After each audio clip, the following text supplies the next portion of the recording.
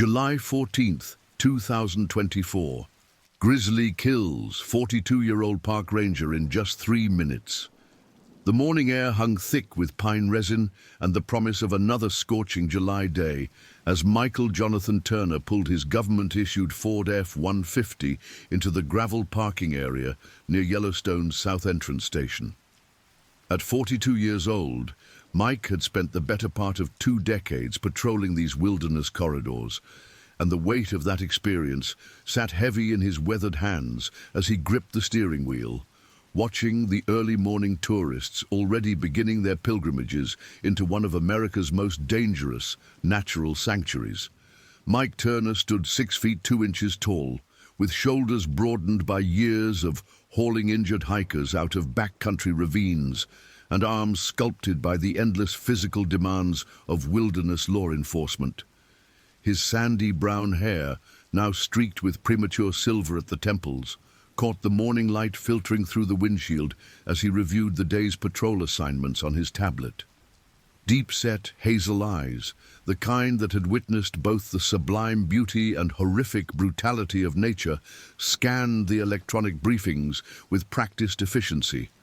A jagged scar ran from his left ear down to his jawline, a souvenir from a mountain lion encounter 3 years prior that had nearly ended his career before it had really begun to define him. The radio crackled to life, interrupting his morning routine. "All units, this is dispatch. We've got multiple reports of aggressive bear behavior in the Lewis River drainage area, approximately 2 miles south of the south entrance.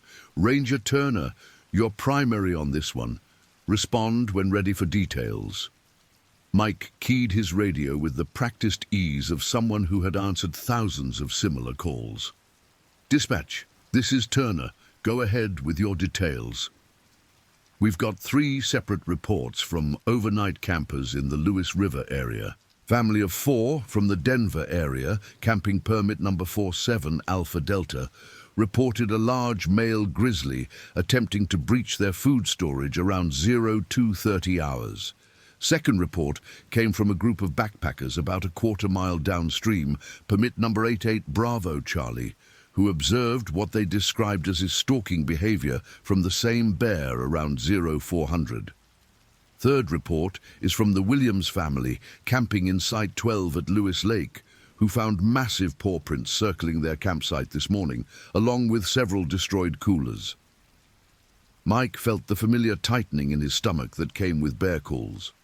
In his 20 years with the National Park Service, he had responded to over 300 bear incidents, ranging from minor food theft to devastating maulings that had left families shattered and communities traumatized. The statistics were burned into his memory. Yellowstone averaged 1 to 2 bear attacks per year, with fatalities occurring approximately every 3 to 4 years. But those numbers never captured the psychological aftermath, the way a 3-minute encounter could destroy dozens of lives in ways that rippled outward for decades. "Copy that, dispatch." "What's the current location of the bear?" "Unknown at this time. Last confirmed sighting was approximately 0600 hours, moving north-northeast from the Lewis Lake area toward the main hiking trails. We've got approximately 47 overnight campers in the affected area, plus day hikers who started accessing the trails as early as 0530. Mike's mind immediately began calculating distances, evacuation routes, and response times. The Lewis River drainage was a particularly challenging area for bear management due to its dense undergrowth, multiple water sources that attracted both bears and human recreationists, and a complex network of interconnected trails that could allow a bear to approach humans from virtually any direction without warning. "Dispatch, I'm going to need backup on this one. Can you raise Ranger Williams and Ranger Rodriguez?" "Affirmative. Williams is currently responding to a vehicle collision on the Grand Loop Road. Estimated time of availability is 0930. Rodriguez is completing a medical evacuation from the backcountry. ETA to your location is approximately 1000 hours. Mike glanced at his watch. 7:23 a.m. That meant he would be operating alone for nearly 3 hours in an area with a documented aggressive grizzly, dozens of potential victims, and terrain that favored the bear in virtually every tactical scenario he could imagine. Copy that. I'm heading to the Lewis River trailhead now. Please continue monitoring radio traffic and relay any additional sightings immediately. As Mike drove the winding 2-lane road toward the trailhead, his mind wandered to the training scenarios that had shaped his approach to bear encounters. The National Park Service's Bear Management Program was considered among the most sophisticated in North America, incorporating decades of research from biologists like Dr. Sarah Chen at the University of Montana and practical field experience from rangers who had faced down charging grizzlies with nothing but bear spray and training. The science of bear behavior was both fascinating and terrifying in its complexity. Adult male grizzlies in the Yellowstone ecosystem typically weighed between 400 and 700 pounds, with the largest specimens approaching 800 pounds of muscle, bone, and predatory instinct honed by millions of years of evolution. Their top speed of 35 miles per hour meant they could cover the length of a football field in less than 8 seconds. Their bite force exceeded 1,200 pounds per square inch, easily capable of crushing a human skull or snapping a femur like a dry branch. But it was their intelligence that made them truly dangerous. Grizzlies possessed cognitive abilities that rivaled those of great apes, with documented cases of individual bears developing sophisticated hunting strategies, learning to associate specific human activities with food rewards, and even teaching those behaviors to their offspring. A bear that had successfully obtained human food or garbage would often become what biologists termed a food-conditioned animal, losing its natural fear of humans and actively seeking out human-bear encounters. The morning sun climbed higher as Mike reached the Lewis River trailhead, a modest parking area that serviced 3 interconnected trail systems extending deep into the park's southern wilderness. Already, a dozen vehicles occupied the parking spaces, their license plates revealing the familiar mix of local Montana and Wyoming residents alongside tourists from across the continent. A family from Ontario was loading massive backpacks while their 2 teenage children complained about the wait. An elderly couple from Arizona studied trail maps with the intensity of military strategists planning a campaign. Mike parked his vehicle and began the methodical process of preparing for a potentially dangerous wilderness encounter.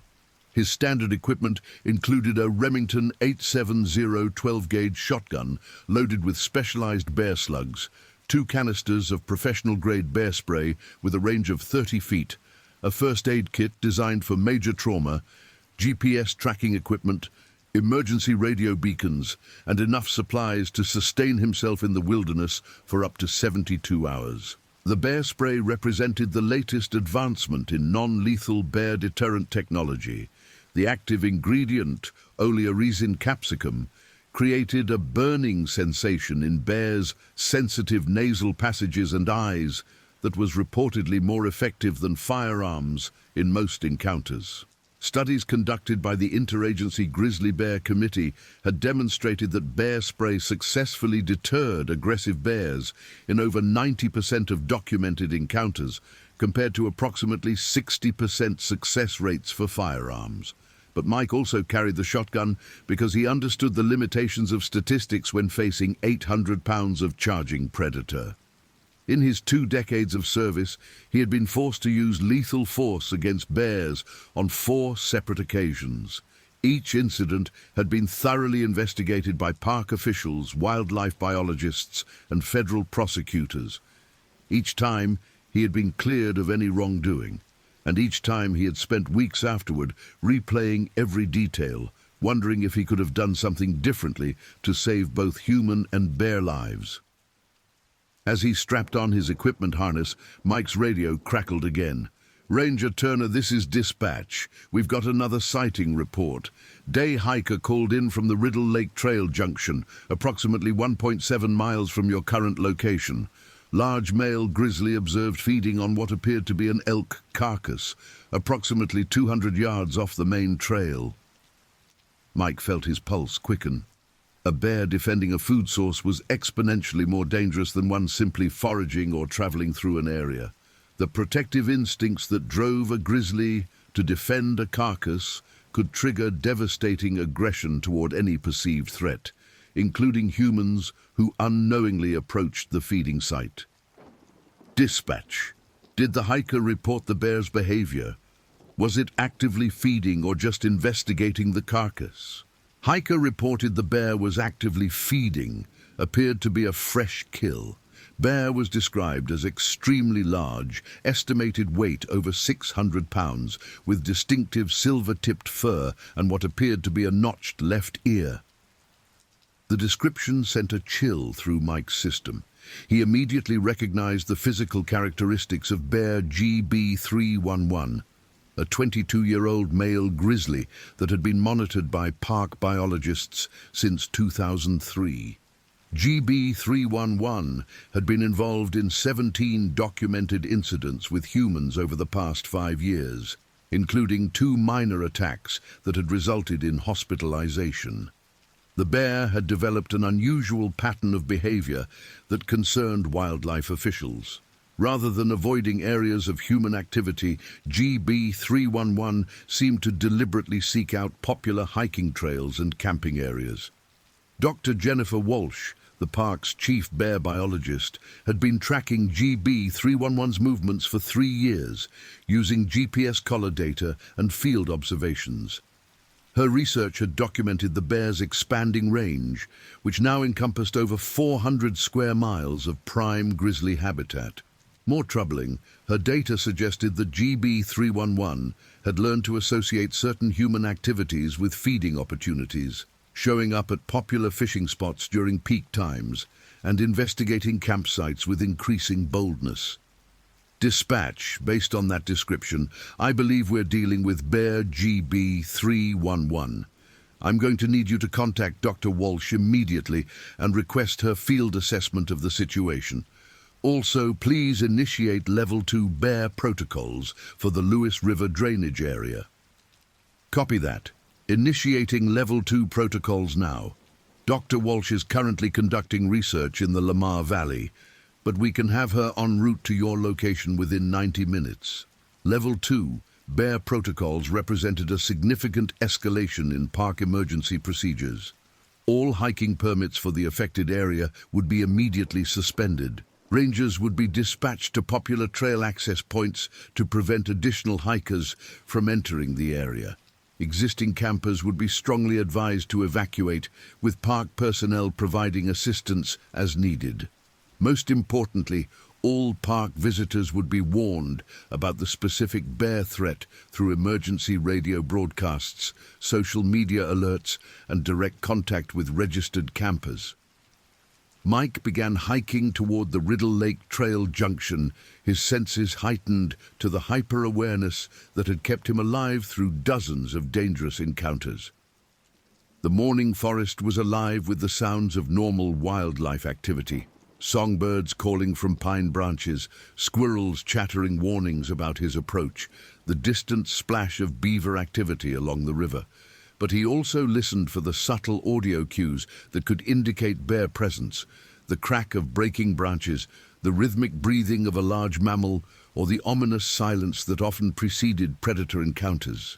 The trail wound through dense lodgepole pine forest, interspersed with meadows of wild grass and lupine flowers that created ideal bear habitat. Grizzlies were omnivores, with complex dietary requirements that changed throughout the seasons.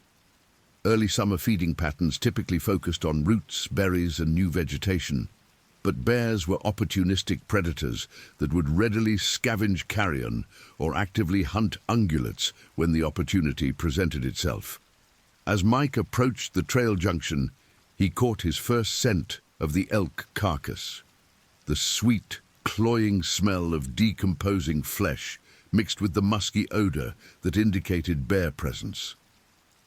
His training had taught him to rely on multiple senses when assessing bear situations, and the olfactory evidence confirmed that he was entering an active feeding area. He paused at a bend in the trail and used his binoculars to scan the surrounding area. Through the dense undergrowth, he could make out the dark bulk of the elk carcass, approximately 150 yards off the main trail.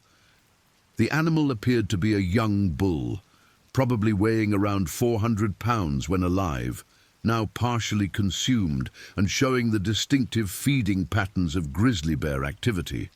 But he could not locate the bear itself. GB311 could be anywhere within a quarter-mile radius of the carcass, potentially including areas that would allow the bear to approach hikers from behind or from the sides without warning. The dense forest canopy and thick undergrowth created dozens of concealment opportunities for an animal that could move through wilderness terrain with surprising stealth despite its massive size. Mike keyed his radio. "Dispatch, I've located the elk carcass. No visual contact with the bear at this time, but the feeding site is approximately 150 yards from the main trail. I'm going to establish a perimeter and wait for backup before investigating further." "Copy that, Ranger Turner. Be advised, we've just received 2 more reports. Family of hikers turned back from the Shoshone Lake Trail after observing large bear tracks in muddy areas near the trailhead. Second report is from a park maintenance crew who found garbage containers torn open near the south entrance maintenance facility." The pattern was becoming clear to Mike. GB311 was ranging widely through the area, potentially investigating multiple food sources and leaving signs that indicated the bear was actively seeking human-associated rewards. This type of behavior often preceded more serious incidents, as bears that became habituated to human presence lost their natural wariness and began treating humans as either potential food sources or competitors for resources. Mike established his observation position behind a fallen log that provided both concealment and a clear field of fire toward the carcass site. From this position, he could monitor the immediate area while maintaining radio contact with dispatch and watching for any approaching hikers who might inadvertently enter the danger zone. The forest around him pulsed with life, but he noticed the subtle changes that indicated predator presence. The songbirds had become quieter, their calls more sporadic and alert. Squirrels that had been chattering constantly when he first arrived now remained silent in their trees, watching and waiting.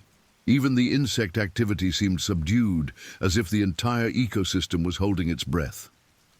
At 8:47 a.m., Mike heard the first human voices approaching from the south. A family group was hiking up the trail, their conversation carrying clearly through the morning air. He could distinguish at least 2 adult voices and what sounded like children, probably a family day hike that had started early to beat the heat. Mike moved quickly to intercept them before they could approach the carcass area. The family consisted of James and Patricia Morrison from Billings, Montana, along with their 2 children, 14-year-old Sarah and 11-year-old Kevin. James Morrison worked as an insurance adjuster and had been planning this family hiking trip for months. Patricia taught 4th grade at a local elementary school and had spent considerable time researching Yellowstone's trail systems to find routes appropriate for children. "Good morning, folks," Mike called out as he approached them on the trail. "I'm Ranger Turner with the National Park Service. I need to ask you to turn around and return to the trailhead immediately." James Morrison, a stocky man in his early 40s, with thinning brown hair and wire-rimmed glasses, looked confused. "Is there a problem, Ranger? We've got permits for the full loop trail today." "We've got an active bear situation in this area, sir. There's a large male grizzly that's been feeding on an elk carcass very close to this trail. For your safety and the safety of your family, I need you to return to your vehicle and exit the area." Patricia Morrison, a slender woman with auburn hair pulled back in a ponytail, immediately moved closer to her children. "How close are we talking about, Ranger?" Is the bear dangerous? Mike chose his words carefully, balancing the need to communicate the seriousness of the situation without creating panic. The feeding site is approximately 100 yards from the trail, Mom. Bears defending food sources can be extremely aggressive toward anything they perceive as a threat. The safest option is immediate evacuation. Sarah Morrison, a tall teenager with her mother's auburn hair and her father's wire-rimmed glasses, spoke up. "We drove 4 hours to get here. Can't we just take a different trail?" "I understand your disappointment, but we've had multiple bear sightings throughout this entire drainage area. The bear has been ranging widely, and we can't guarantee the safety of any trails in this vicinity until we can locate and assess the animal's behavior." Kevin Morrison, a stocky boy with sandy brown hair and the restless energy typical of 11-year-olds, was already looking around nervously. "Dad, I want to go back to the car." James Morrison sighed heavily, clearly frustrated by the disruption to their carefully planned family outing. "How long is this closure expected to last, Ranger?" "That depends on the bear's behavior, sir. Could be a few hours, could be several days. We'll be monitoring the situation continuously and will reopen the trails as soon as it's safe to do so." The family began the process of turning around, their excited anticipation replaced by disappointment and concern. Mike watched them begin their return hike, then returned to his observation position. The encounter reminded him of one of the most challenging aspects of bear management, balancing public safety with public access to wilderness areas that existed specifically for human recreation and education. At 9:15 a.m., his radio crackled with an update from dispatch. "Ranger Turner, we've got additional units en route to your location. Ranger Williams is clear from the vehicle collision and should be at your location in approximately 20 minutes. Dr. Walsh is still en route from Lamar Valley. ETA is approximately 1000 hours." "Copy that, dispatch. Any additional sightings or incidents?" "Negative on additional sightings, but we've got approximately 12 parties of hikers that we've had to turn around at various trailheads. Also, the media has gotten wind of the situation. We've had calls from 3 local news stations requesting information." Mike felt his stomach tighten. Media attention often complicated bear management situations by creating public pressure for immediate resolution, and sometimes encouraging reckless behavior from people seeking dramatic footage or photographs.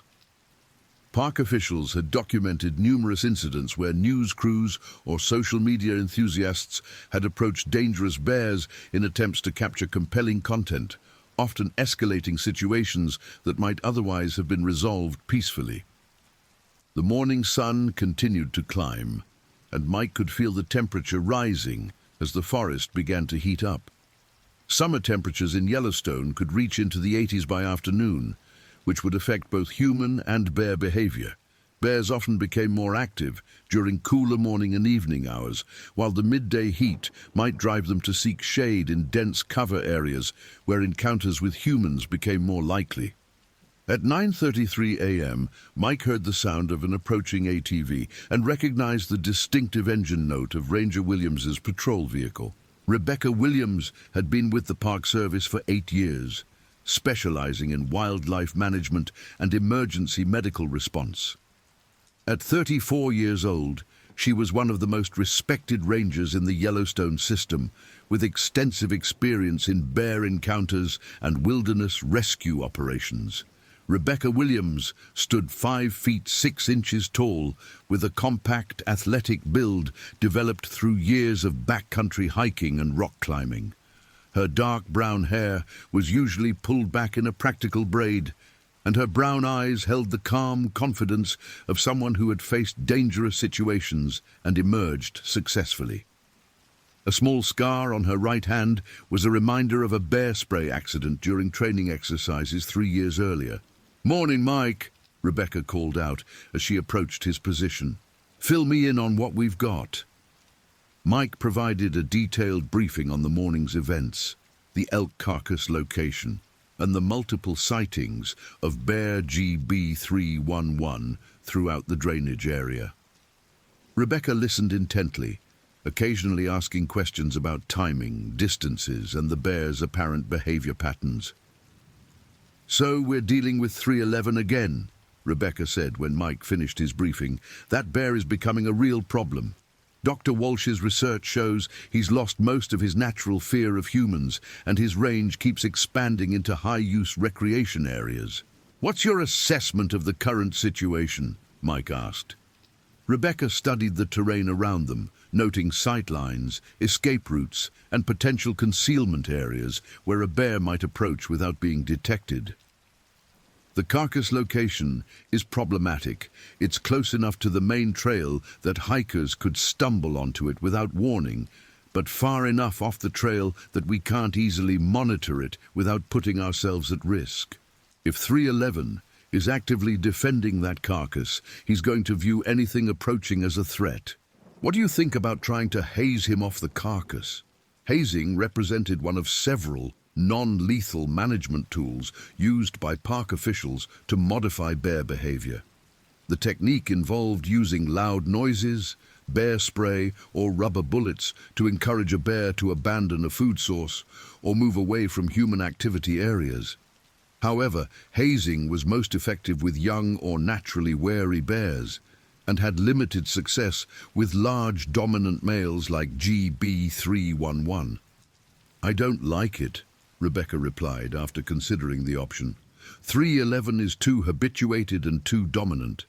Hazing attempts could escalate his aggression level, and if he decides to charge instead of retreating, we're in a very bad tactical position. The dense cover around the carcass gives him too many approach routes.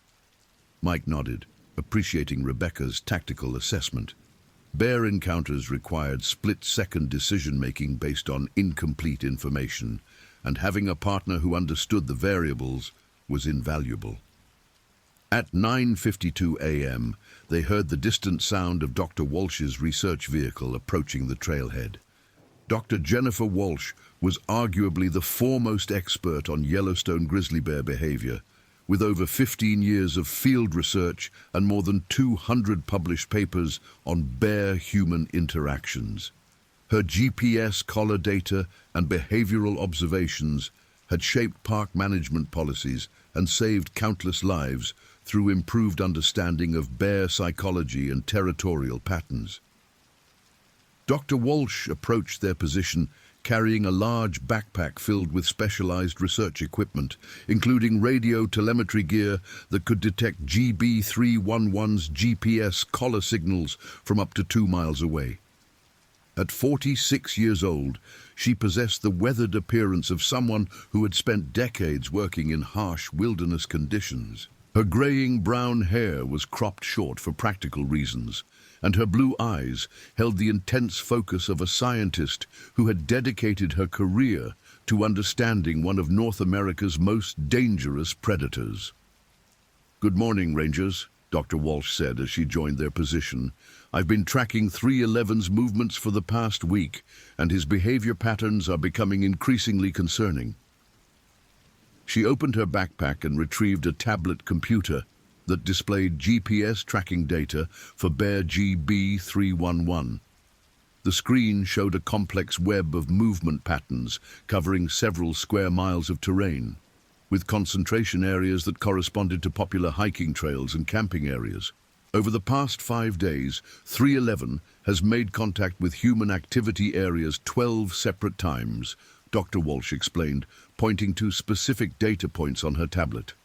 That's more than triple his normal interaction rate. He's also spending significantly more time in areas of high human activity, rather than avoiding them, as most bears do. Mike studied the GPS data, noting the bear's movements formed a pattern that seemed almost deliberate in its focus on human recreation areas. What's driving this change in behavior? "Several factors, most likely," Dr. Walsh replied. "This has been an unusually dry summer, which has reduced the availability of natural food sources like berries and roots. Bears are having to work harder to meet their caloric requirements, which makes human food sources more attractive. Additionally, 311 is entering his prime reproductive years, which often correlates with increased territorial behavior and reduced fear responses. Rebecca Williams studied the GPS data with growing concern. Doctor, what's your professional assessment of 311's potential for human aggression? Dr. Walsh was quiet for several seconds before responding, clearly weighing her words carefully. Based on his current behavior patterns and historical data, I would classify 311 as a high-risk animal. His habituation to humans has reached a point where he no longer displays normal avoidance behaviors. Combined with his size, age, and territorial dominance, he represents a significant threat to public safety. The implications of Dr. Walsh's assessment hung heavy in the morning air.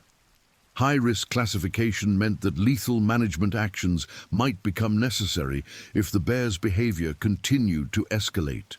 Despite decades of conservation efforts that had brought Yellowstone's grizzly population back from the brink of extinction, individual bears that pose serious threats to human safety sometimes had to be destroyed to protect public safety. What are our management options at this point? Mike asked. Ideally, we would use aversive conditioning to modify his behavior, Dr. Walsh replied. Strong negative experiences associated with human contact can sometimes restore natural avoidance behaviors, even in habituated bears. However, 311's size and dominant status make traditional conditioning techniques risky and potentially ineffective. Rebecca Williams raised a practical concern. Even if we could successfully condition him to avoid this specific area, wouldn't he just move his activities to another part of his range? We'd be solving our immediate problem by creating someone else's problem. That's exactly right, Doctor. Walsh agreed. Bear management in a connected ecosystem like Yellowstone requires regional coordination. Moving a problem bear often just relocates the problem rather than solving it. Their discussion was interrupted by Mike's radio crackling to life. All units, this is dispatch. We've got a situation developing at the Lewis Lake camping area. Multiple reports of a large bear entering occupied campsites. Ranger Phillips is responding from the west, but he's at least 30 minutes out. Mike felt his adrenaline spike.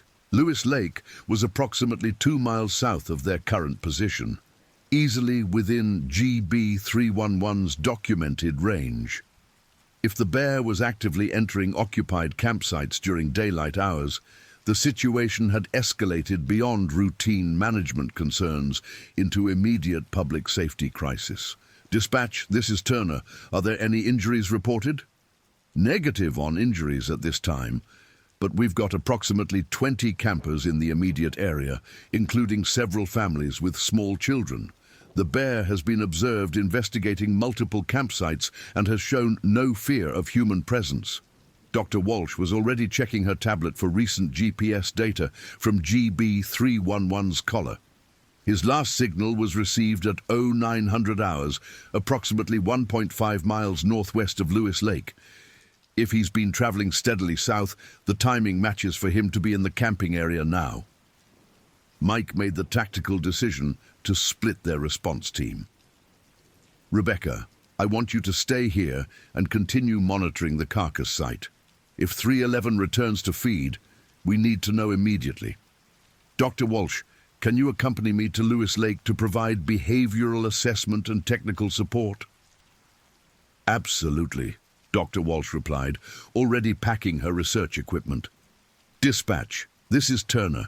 Ranger Williams will maintain position at the Riddle Lake Trail Junction to monitor the elk carcass site.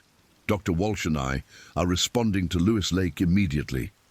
Request you contact Incident Command and initiate Level 3 bear protocols for the entire Lewis River drainage area.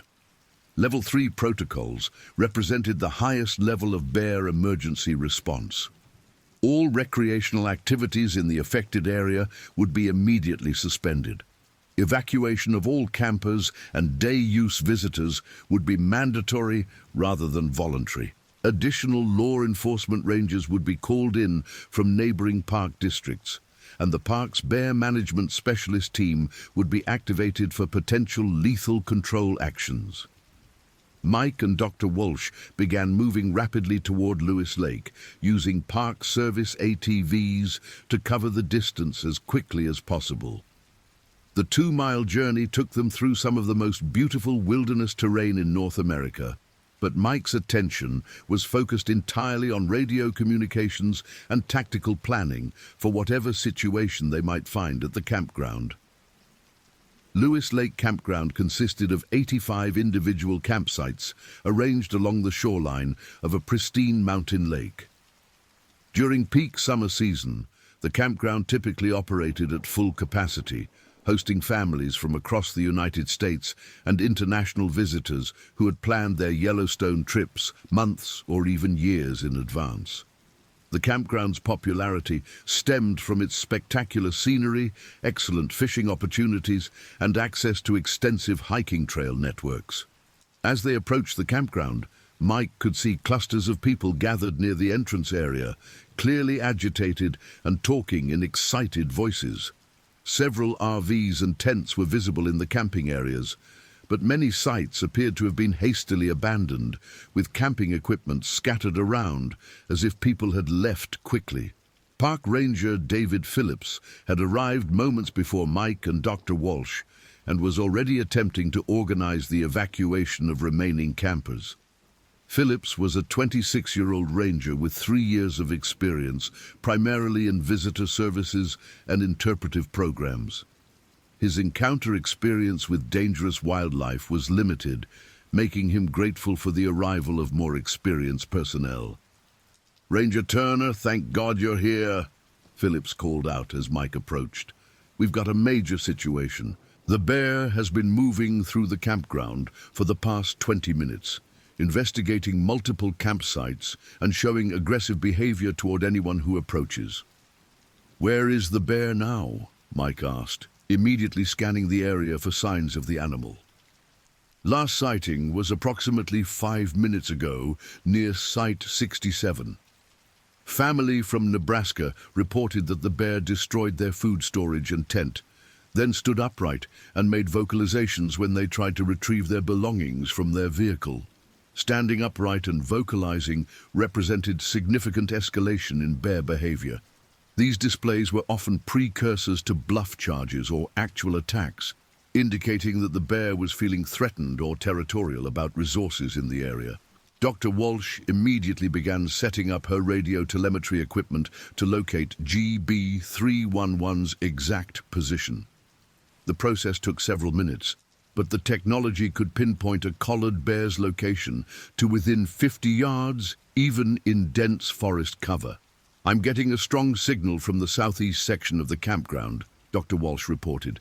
"Signal strength indicates he's approximately 200 yards from our current position, probably in the area of sites 70 through 80. Mike coordinated with Ranger Phillips to establish a systematic evacuation plan for the remaining campers. Priority would be given to families with small children and elderly visitors who might have difficulty moving quickly if the situation deteriorated further. Campers with large RVs or extensive equipment would be advised to abandon their gear temporarily and return for it later when the area was secure. The evacuation process revealed the true scope of GB311's impact on the campground. Site after site showed evidence of bear activity: torn tents, destroyed coolers, scattered food packaging, and massive paw prints in the soft earth around picnic tables. The bear had been systematically investigating human food sources throughout the campground, growing bolder and more aggressive with each successful encounter. Margaret and Robert Chen, a retired couple from San Francisco, had been camping in Site 72 when GB311 approached their campsite. Margaret, 73 years old and suffering from mild arthritis, described the encounter in vivid detail that highlighted both the bear's size and aggressive behavior. We were sitting at our picnic table having coffee when we heard this crashing sound in the trees behind our campsite, Margaret explained, her voice still shaking from the encounter. At first we thought it might be elk or deer, but then this massive bear just walked into our camp area like he owned the place. Robert Chen, 76 years old and a retired electrical engineer, provided additional details about the bear's behavior. The bear went straight to our food storage container and started manipulating the latches with his claws. When we tried to get up from the table to move away, the bear looked directly at us and made this huffing sound, then stood up on his hind legs. He had to be 8 feet tall, maybe more.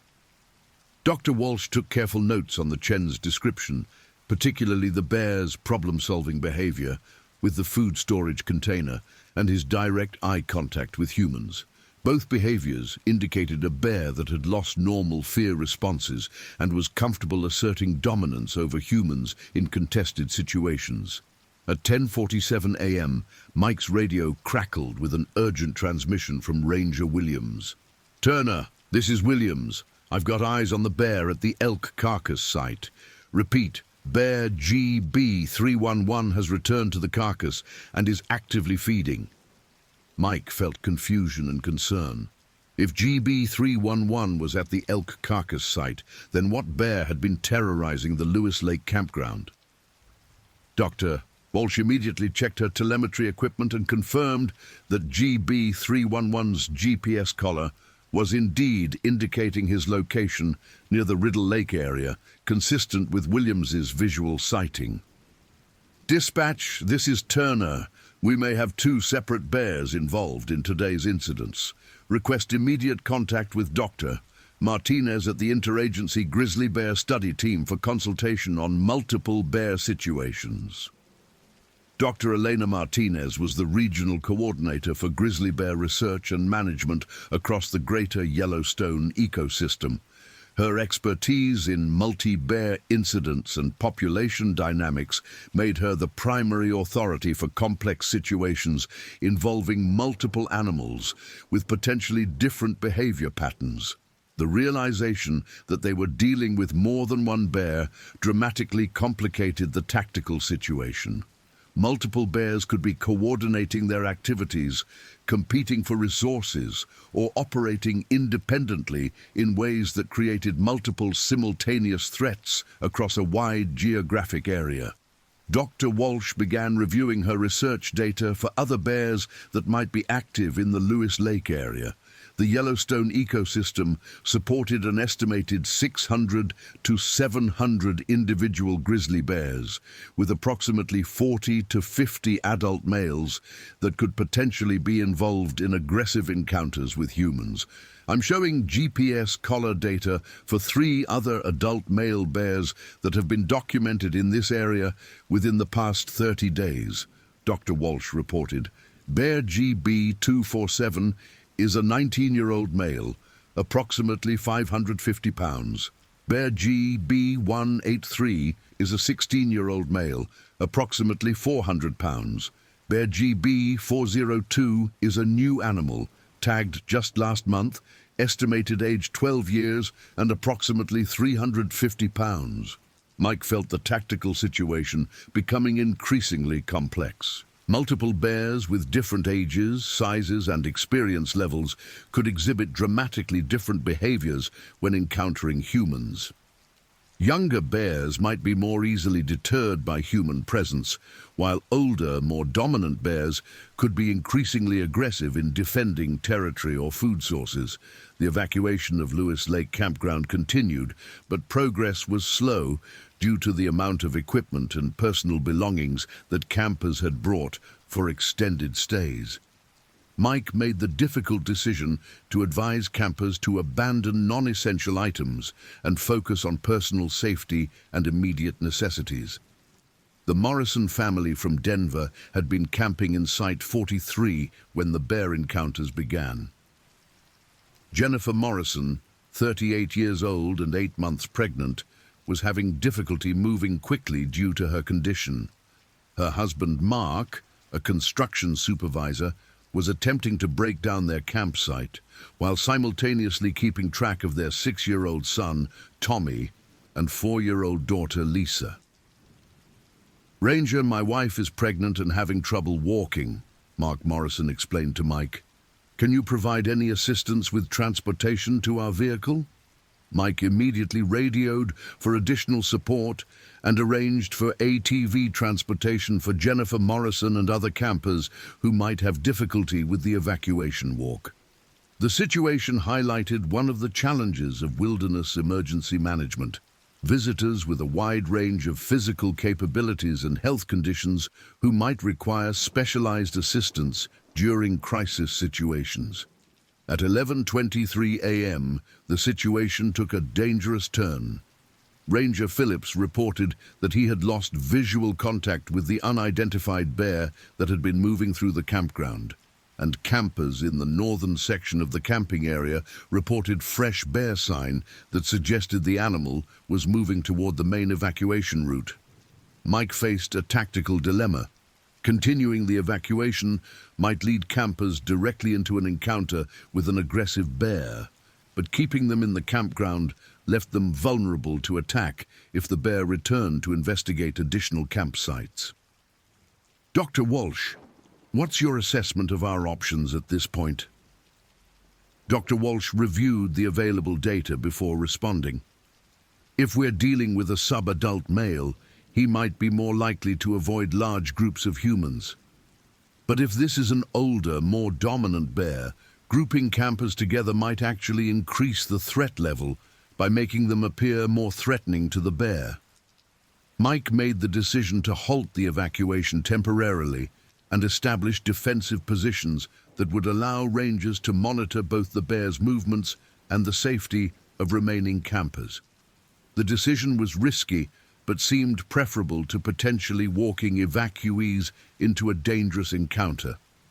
At 11:41 a.m., the bear made the decision for them. Tommy Morrison, the 6-year-old son of Mark and Jennifer Morrison, had been playing with a handheld electronic game while his parents packed their camping equipment. The device emitted a series of electronic beeps and musical tones that carried clearly through the forest air. Unbeknownst to anyone, the sounds had attracted the attention of the bear, which had been investigating campsites approximately 100 yards away. The first indication of danger came from Lisa Morrison, the 4-year-old daughter, who looked up from her coloring book and said in a clear, innocent voice, "Daddy, there's a really big dog watching us." Mark Morrison turned to see what his daughter was looking at and felt his blood freeze. Approximately 30 yards away, partially concealed by pine trees and undergrowth, stood a massive grizzly bear. The animal was clearly focused on their campsite, with its head raised and ears positioned forward in an alert posture that indicated intense interest. "Jennifer, get the kids behind the picnic table right now," Mark said in a voice that was quiet but carried unmistakable urgency. "Don't run, don't make sudden movements, just slowly move behind the table." Jennifer Morrison, despite her advanced pregnancy, immediately understood the gravity of the situation and began slowly guiding Tommy and Lisa away from their exposed position near the tent.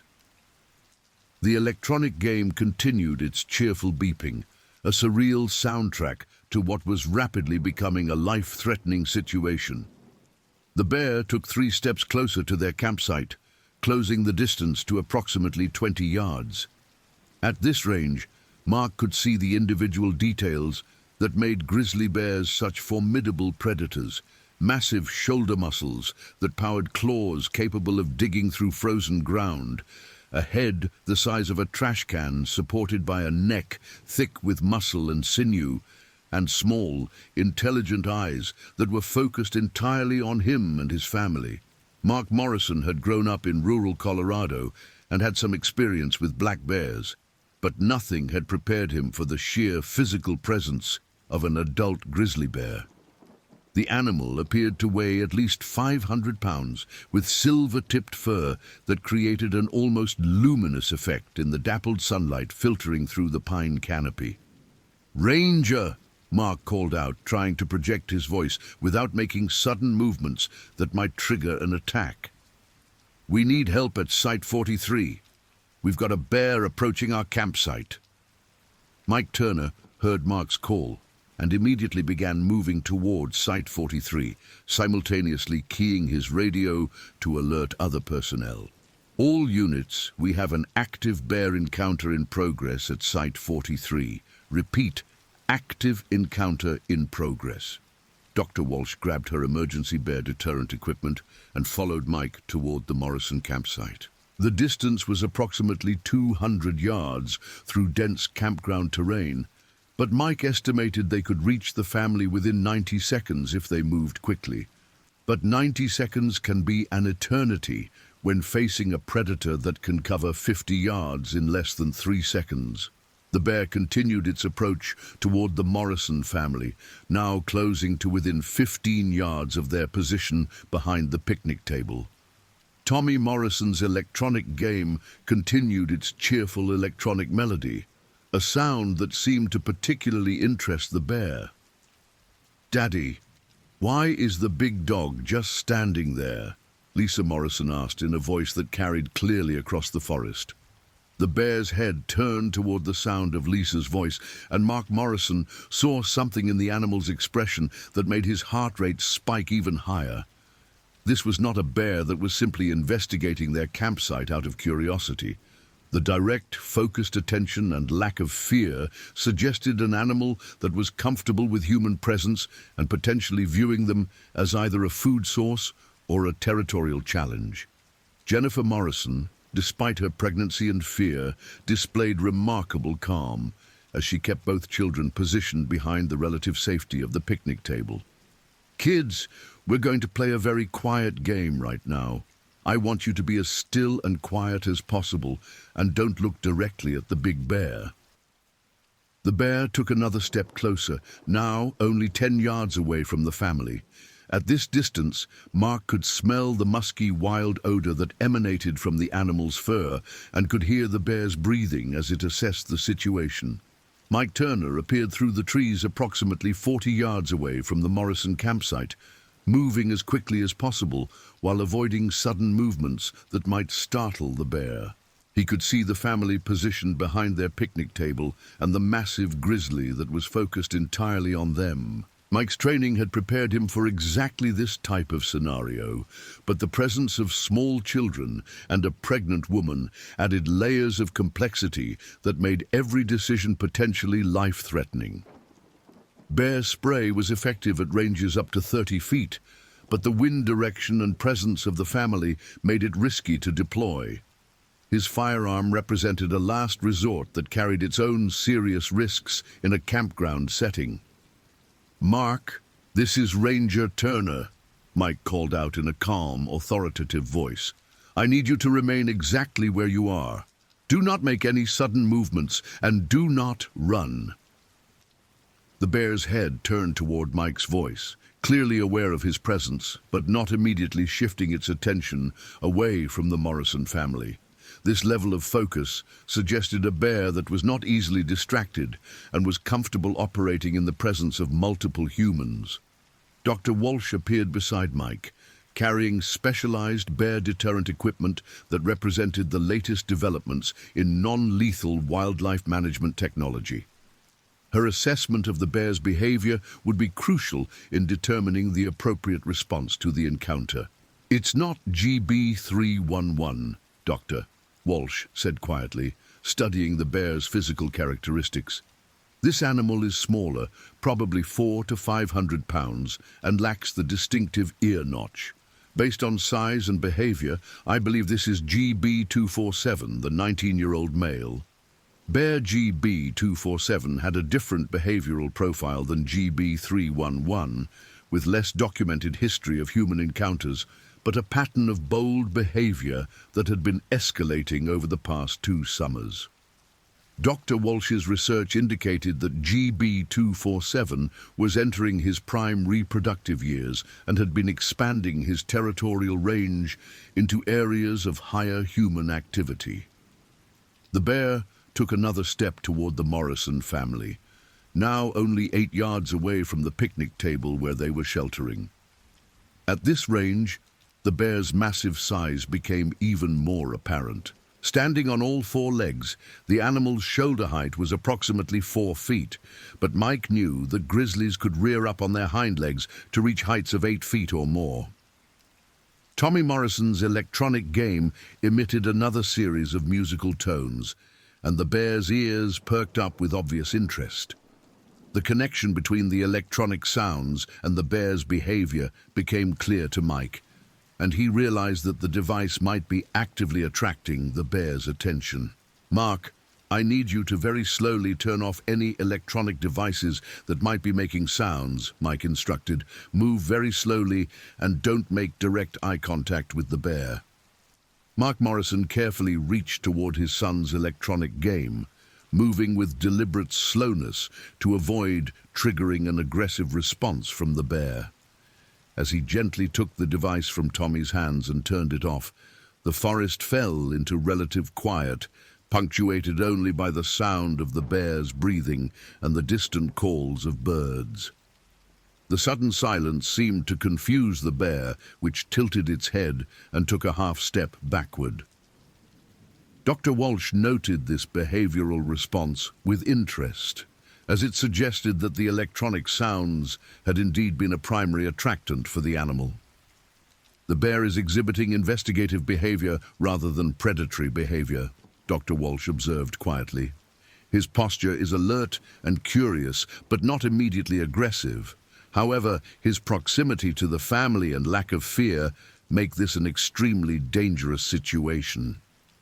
Mike began slowly moving to position himself at an angle that would allow him to deploy bear spray if necessary, while minimizing the risk to the Morrison family. The tactical positioning required careful consideration of wind direction, escape routes, and the bear's likely reaction to chemical deterrents. At 11:52 a.m., the situation escalated dramatically. 4-year-old Lisa Morrison, despite her parents' instructions to remain quiet, became frightened by the bear's continued presence and began to cry. The sound of a distressed child triggered an immediate behavioral change in GB247, who took 2 quick steps toward the family and emitted a loud huffing sound that indicated increased agitation. "Everyone remain calm," Mike called out, his voice firm but controlled. "Lisa, you're doing great, sweetheart. Just stay right there with your mommy and daddy." But the bear had become fixated on the crying child, and its body language shifted from investigative curiosity to something that Dr. Walsh recognized as the precursor to more aggressive behavior. The bear's ears moved backward, its head lowered, and it began swaying slightly from side to side in a motion that often preceded either a bluff charge or an actual attack. "Mike, we need to act now," Dr. Walsh said urgently. "The bear is showing classic pre-charge behavior. We have maybe 30 seconds before this escalates beyond our ability to control." Mike made the tactical decision to deploy bear spray, despite the risks associated with chemical deterrence in a confined area with civilians present. He moved to within 25 feet of the bear, removed the safety clip from his bear spray canister, and prepared to create a chemical barrier between the bear and the Morrison family. "Mark, when I deploy the spray, I need you to slowly move your family toward the trees behind your campsite," Mike instructed. "Move slowly, stay together, and do not run unless I specifically tell you to." The bear's attention shifted momentarily toward Mike as he moved into position, but the animal's primary focus remained on the Morrison family. This divided attention created a tactical opportunity that Mike had been trained to recognize and exploit. "Dr. Walsh, can you position yourself to haze the bear from the east side while I deploy spray from the west?" "Affirmative. I'll use the air horn to create additional noise pressure." The coordinated response plan represented standard protocol for managing aggressive bear encounters in the presence of civilians. Multiple stimuli applied simultaneously could overwhelm a bear's decision-making process and encourage retreat rather than escalation. At 11:54 a.m., Mike deployed the bear spray. The pressurized canister released a cloud of oleoresin capsicum that created an orange fog between the bear and the Morrison family. The chemical compound immediately affected the bear's sensitive nasal passages and eyes, causing the animal to shake its head violently and take several steps backward. Simultaneously, Dr. Walsh activated her air horn, creating a piercing electronic wail that echoed through the forest and added to the bear's sensory overload. The combination of chemical and auditory deterrents created exactly the type of overwhelming negative stimulus that could convince a bear to retreat from a confrontational situation. GB247's response was immediate and dramatic. The bear reared up on its hind legs, standing to its full height of approximately 7.5 feet, and emitted a loud roar that could be heard throughout the campground. For several seconds, Mike was uncertain whether the bear would charge or retreat. Then, as suddenly as it had escalated, the encounter de-escalated. The bear dropped back to all four legs, shook its head several more times to clear the effects of the chemical spray, and began moving away from the Morrison campsite. Within 30 seconds, the animal had disappeared into the dense forest cover, leaving behind only the lingering smell of bear spray and the traumatized Morrison family. "Is everyone okay?" Mike called out as he approached the family's position behind the picnic table. Mark Morrison was holding both of his children, while Jennifer Morrison leaned against the picnic table, her face pale and her hands shaking from the adrenaline surge of the encounter. "We're okay, Ranger, thank you. Thank you so much." Dr. Walsh immediately began documenting the encounter, noting the bear's behavior patterns, response to deterrents, and direction of travel after the incident. This information would be crucial for ongoing management decisions and for warning other visitors about potential bear activity in the area. "Dr. Walsh, what's your assessment of the bear's likely behavior following this encounter?" Mike asked. "The bear experienced strong negative stimuli associated with human contact, which should theoretically reinforce avoidance behaviors," Dr. Walsh replied. However, GB247's age and previous habituation to humans make it uncertain whether this single incident will be sufficient to modify his behavior long-term. Mike coordinated the immediate evacuation of the Morrison family, providing ATV transportation for Jennifer Morrison due to her pregnancy and the stress of the encounter. The family would be relocated to a hotel outside the park for the remainder of their planned vacation, with their camping fees refunded and counseling resources provided to help them process the psychological impact of the bear encounter. The incident at Site 43 represented the type of close call that kept wildlife managers awake at night. The encounter had lasted less than 5 minutes, but the potential for tragedy had been enormous. A charging grizzly bear could have reached the Morrison family in less than 2 seconds, and the presence of small children would have made escape or effective defense nearly impossible. At 12:17 p.m., Mike's radio crackled with another urgent transmission from Ranger Williams. "Turner, this is Williams. I've got a problem at the elk carcass site. GB311 has finished feeding and is moving in your direction. Based on his travel pattern, he should reach the Lewis Lake area within the next 20 to 30 minutes. The implications were immediately clear to both Mike and Dr. Walsh. GB247 had been hazed from the campground, but was still in the general area, and now GB311 was also moving toward Lewis Lake. The possibility of 2 large male grizzlies converging on the same area created a scenario that was unprecedented in Mike's 20 years of experience. "Dispatch, this is Turner. We have a potential 2-bear situation developing at Lewis Lake. Request immediate activation of the incident command system and deployment of the specialized bear management team." The incident command system represented the highest level of emergency response available to park officials, involving coordination between multiple agencies and the deployment of specialized personnel and equipment. The bear management team included wildlife biologists, law enforcement rangers, and medical personnel specifically trained for complex bear incidents. Dr. Walsh was already analyzing the potential interactions between GB247 and GB311 if both bears entered the same area simultaneously.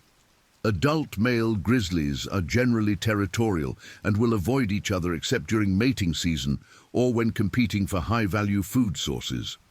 However, if they do encounter each other in a confined area, like the campground, the resulting territorial conflict could make them exponentially more dangerous to humans.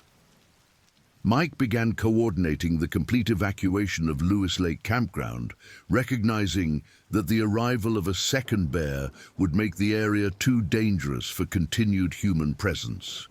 The evacuation would be complicated by the number of RVs and the amount of equipment that campers had brought for extended stays, but public safety took priority over property concerns. At 12:34 p.m., the situation became even more complex when Ranger Phillips reported fresh bear sign near the campground's main entrance road. Large paw prints in the soft earth suggested that at least one bear was moving between the campground and the main access route, potentially blocking the primary evacuation corridor. Mike, we may need to consider helicopter evacuation for some of the campers, Dr. Walsh suggested. If bears are controlling both the campground and the access road, ground evacuation could become impossible. Helicopter evacuation represented an expensive and logistically complex option, but park officials maintained emergency contracts with aviation companies for exactly these types of scenarios. The Yellowstone region's mountainous terrain and unpredictable weather made helicopter operations challenging, but they sometimes represented the only viable option for emergency evacuation from remote areas. Mike contacted park headquarters to request helicopter support while simultaneously coordinating ground evacuation efforts for campers who could safely reach their vehicles. The dual-track approach would ensure that resources were available for multiple contingencies as the situation continued to develop.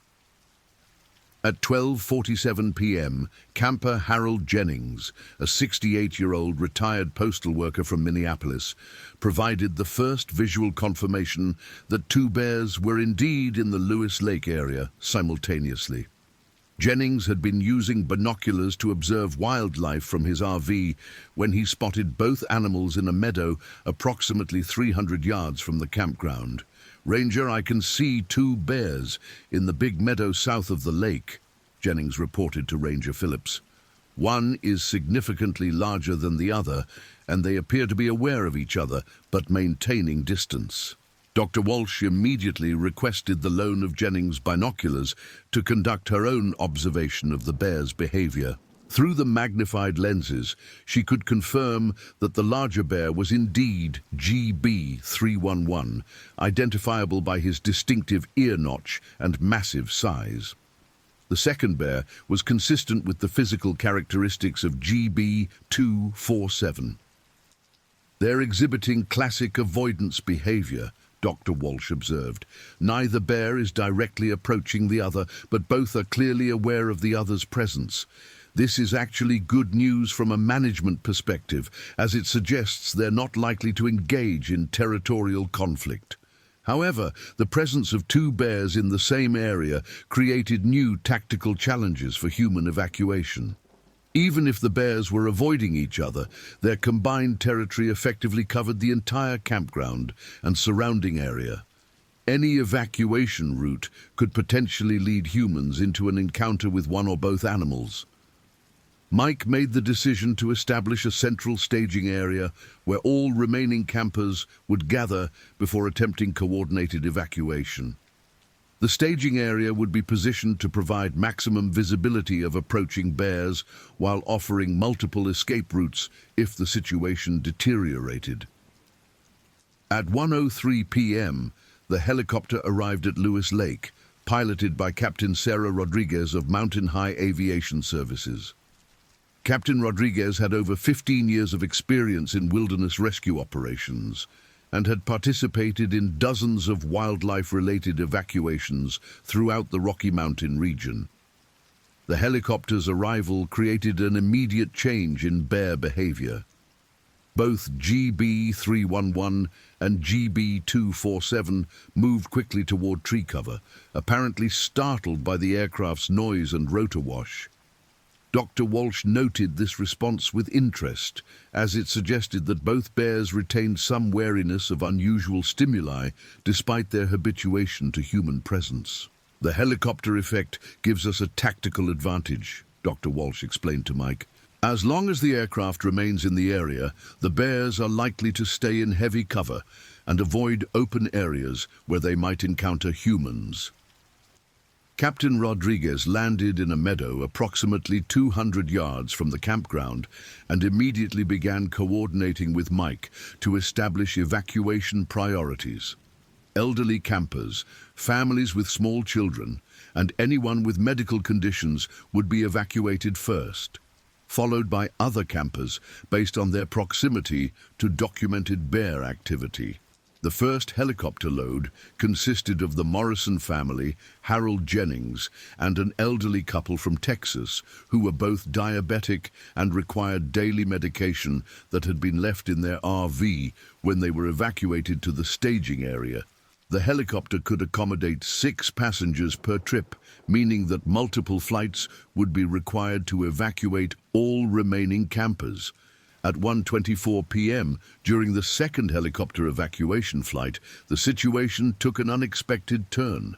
GB311 emerged from tree cover and began moving directly toward the helicopter landing zone, apparently drawn by curiosity about the aircraft or territorial concern about the noise and activity. Captain Rodriguez immediately lifted off with her passengers, but the bear's bold approach to the landing zone demonstrated a level of habituation that concerned both Mike and Dr. Walsh. Most wild bears would flee from helicopter activity, but GB311's willingness to investigate suggested an animal that had lost normal fear responses to human technology. "We're going to have to modify our evacuation strategy," Mike announced over the radio. "The bear is actively investigating the landing zone, which makes continued helicopter operations too risky." Dr. Walsh agreed with Mike's assessment.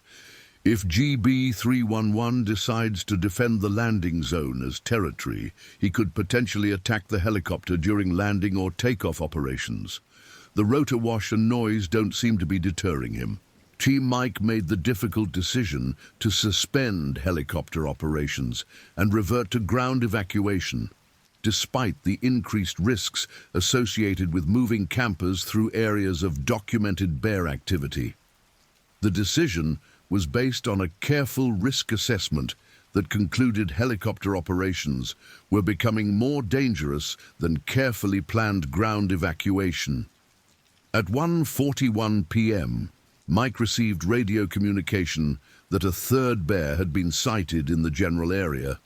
A day hiker on the nearby Dog's Head Trail reported observing a medium-sized grizzly bear approximately 1 mile east of Lewis Lake, moving in a direction that could bring it into the campground area within the next hour. "Dispatch, we now have confirmed sightings of 3 separate bears converging on the Lewis Lake area," Mike reported. "This situation is beyond normal management protocols.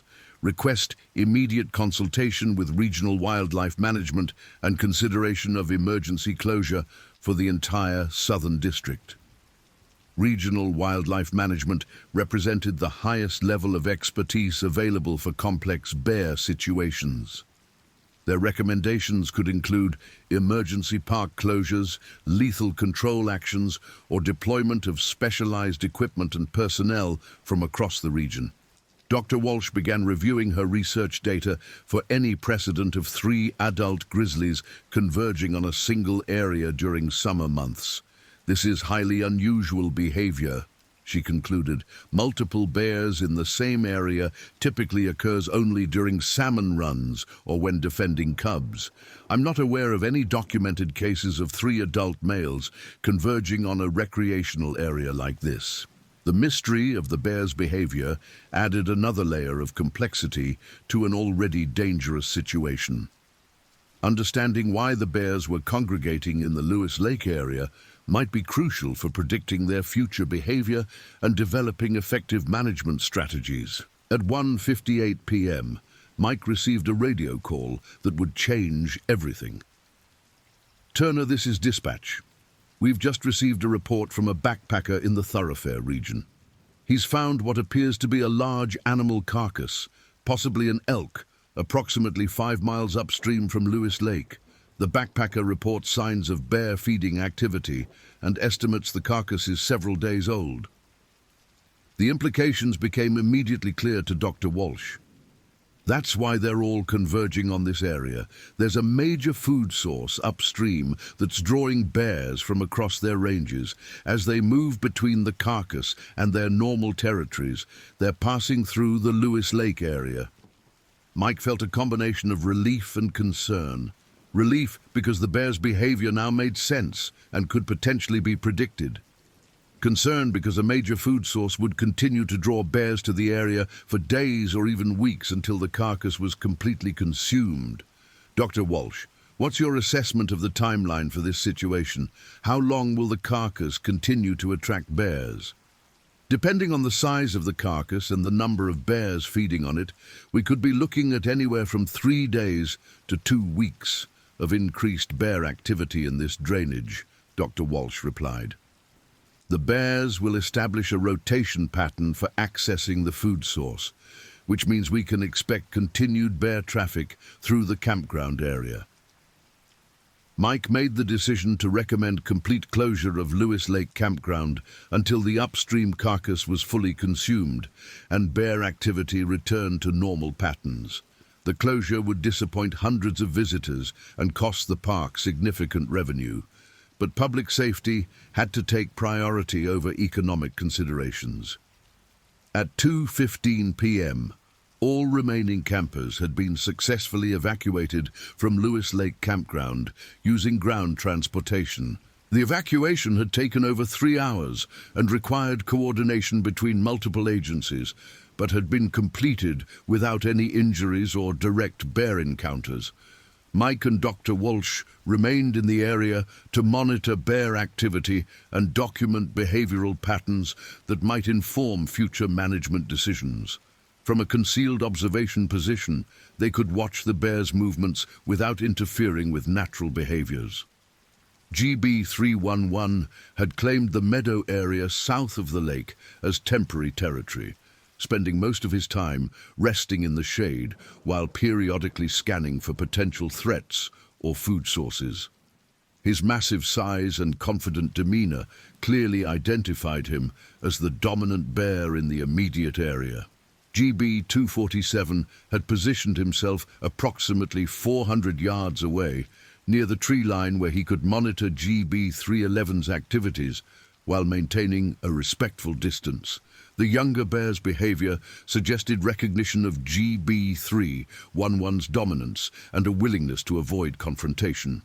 The third bear, which Dr. Walsh had tentatively identified as GB183 based on size and markings, remained more elusive, moving through heavy cover and only occasionally visible in open areas. This bear appeared to be the most wary of human presence, despite the evacuation of the campground. At 2:43 p.m., the 3 bears demonstrated the complex social dynamics that made grizzly bear management so challenging. GB311 began moving toward the tree line where GB247 had been resting, apparently intending to access a travel corridor that led toward the upstream carcass. GB247's response was immediate and dramatic. The younger bear quickly moved away from GB311's intended path, but rather than retreating entirely, he positioned himself to monitor the dominant bear's movements. When GB311 continued toward the travel corridor, GB247 began following at a distance of approximately 100 yards. "They're establishing a feeding hierarchy," Dr. Walsh observed. "GB311 will have first access to the carcass, with the other bears following after he finishes feeding. This is actually ideal behavior from a management perspective, as it reduces the likelihood of territorial conflict. The coordinated movement of multiple bears toward the same food source created a natural wildlife spectacle that would normally be considered a highlight of any Yellowstone visit. However, the proximity to human recreation areas made the gathering dangerous rather than educational. At 3:17 p.m., Mike's radio crackled with communication from park headquarters. "Turner, this is Superintendent Davidson. I've been briefed on the situation at Lewis Lake. What's your recommendation for ongoing management of this incident?" Superintendent Davidson was the senior-most official responsible for all park operations, including decisions about area closures, resource allocation, and public safety measures. His consultation indicated that the Lewis Lake situation had reached the highest levels of park management attention. "Superintendent, I recommend immediate closure of the entire Lewis River drainage area for a minimum of 1 week, with daily reassessment based on bear activity patterns," Mike replied. "We've got 3 confirmed bears using this area as a travel corridor to access a major food source. Until that carcass is fully consumed, we can expect continued bear traffic through all recreational areas in this drainage." Dr. Walsh added her scientific assessment to Mike's recommendation. "Superintendent, the behavioral patterns we're observing suggest these bears have established Lewis Lake as a staging area for accessing an upstream food source. Continued human presence in this area would create unacceptable risks for both visitors and bears." Superintendent Davidson's response came after several minutes of consultation with regional officials. "Recommendations approved. Lewis River drainage is closed to all recreational activities effective immediately. Dr. Walsh, I need you to coordinate with the Interagency Bear Study Team to develop a monitoring plan for the upstream carcass site. The closure decision would affect hundreds of planned visits and require coordination with local businesses, tour operators, and hotel accommodations for displaced visitors. However, Mike felt confident that the decision prioritized public safety while respecting the natural behavioral patterns of the bears. At 3:34 p.m., as Mike and Dr. Walsh prepared to leave the Lewis Lake area, they witnessed a remarkable demonstration of grizzly bear intelligence and social coordination. All 3 bears emerged from cover simultaneously and began moving toward the upstream drainage in a coordinated formation that suggested sophisticated communication and cooperation.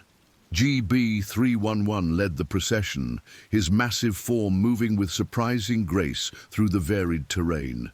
GB247 followed at a distance that maintained respect for the dominant bear while allowing him to monitor the route and timing. GB183 brought up the rear, taking advantage of the security provided by the other bears while maintaining his own vigilance for potential threats. "This is extraordinary behavior," Dr. Walsh commented, filming the procession with her research camera. "I've never documented this level of coordination between adult male grizzlies outside of salmon fishing situations. This footage will be invaluable for understanding bear social dynamics." Mike watched the bears disappear into the forest, feeling a mixture of professional satisfaction and personal awe. The day's events had demonstrated both the dangers and the remarkable intelligence of North America's most powerful predator. More importantly, the situation had been resolved without any human injuries or the need for lethal control actions against the bears. At 4:02 p.m., Mike and Dr. Walsh returned to park headquarters to begin the extensive documentation and reporting process that followed any significant wildlife incident. Their reports would be reviewed by regional wildlife officials, incorporated into ongoing research studies, and used to refine management protocols for future bear encounters. The Lewis Lake incident had lasted less than 8 hours from initial report to final resolution, but its impacts would ripple through the park management system for months. Visitor safety protocols would be reviewed and potentially revised. Bear monitoring programs would be expanded to provide earlier warning of similar situations. Staff training programs would incorporate lessons learned from the day's events. Mike Turner had responded to hundreds of bear incidents during his 20-year career, but the Lewis Lake situation represented one of the most complex and potentially dangerous encounters he had ever managed. The successful resolution without injuries or fatalities was a testament to the effectiveness of park management protocols and the professionalism of the rangers and scientists who had responded to the crisis. As the sun began to set over Yellowstone's wilderness, Mike reflected on the delicate balance between human recreation and wildlife conservation that defined his daily work. Every bear encounter represented a test of that balance, with decisions that could affect both human safety and the long-term survival of one of North America's most iconic species. The grizzly bears of Yellowstone were living symbols of wilderness preservation, apex predators that had survived the westward expansion, habitat destruction, and hunting pressure that had eliminated them from most of their historic range. Their continued presence in the park represented one of conservation's greatest success stories, but also one of its most challenging ongoing responsibilities. Dr. Walsh's research had documented the remarkable recovery of Yellowstone's grizzly population from fewer than 150 animals in the 1970s to over 600 bears in the current population. This recovery was the result of decades of dedicated conservation efforts, habitat protection, and careful management of human-bear interactions. However, the success of grizzly conservation had created new challenges as bear populations expanded and individual animals like GB311 lost their natural fear of humans. The balance between protecting bears and ensuring human safety required constant vigilance and adaptive management strategies. At 4:47 p.m., Mike received a final radio communication that brought the Lewis Lake incident to its conclusion. Turner, this is Williams. All 3 bears have reached the upstream carcass site and are feeding peacefully. No signs of territorial conflict or aggressive behavior. The immediate threat to the Lewis Lake area appears to have passed. Mike felt the tension of the day finally beginning to fade as he realized that the crisis had been successfully resolved. The bears were behaving naturally. Visitors had been safely evacuated, and no lethal control actions had been necessary. From a wildlife management perspective, the day represented a successful outcome to a potentially tragic situation. Dr. Walsh was already planning follow-up research that would incorporate lessons learned from the Lewis Lake incident. This situation has provided invaluable data on multi-bear social dynamics and habitat use patterns, she explained to Mike. Understanding how bears coordinate their activities around major food sources will help us predict and manage similar situations in the future. The scientific value of the day's observations would contribute to ongoing research efforts that shaped bear management policies throughout North America. Dr. Walsh's documentation of bear behavior, social interactions, and response to human activities would be shared with wildlife managers across the continent.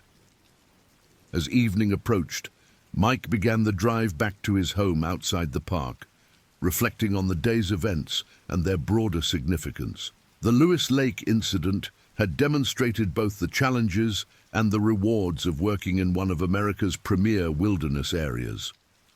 The challenges included the constant need for vigilance, The pressure of making life or death decisions based on incomplete information, and the emotional toll of managing dangerous encounters between humans and powerful predators.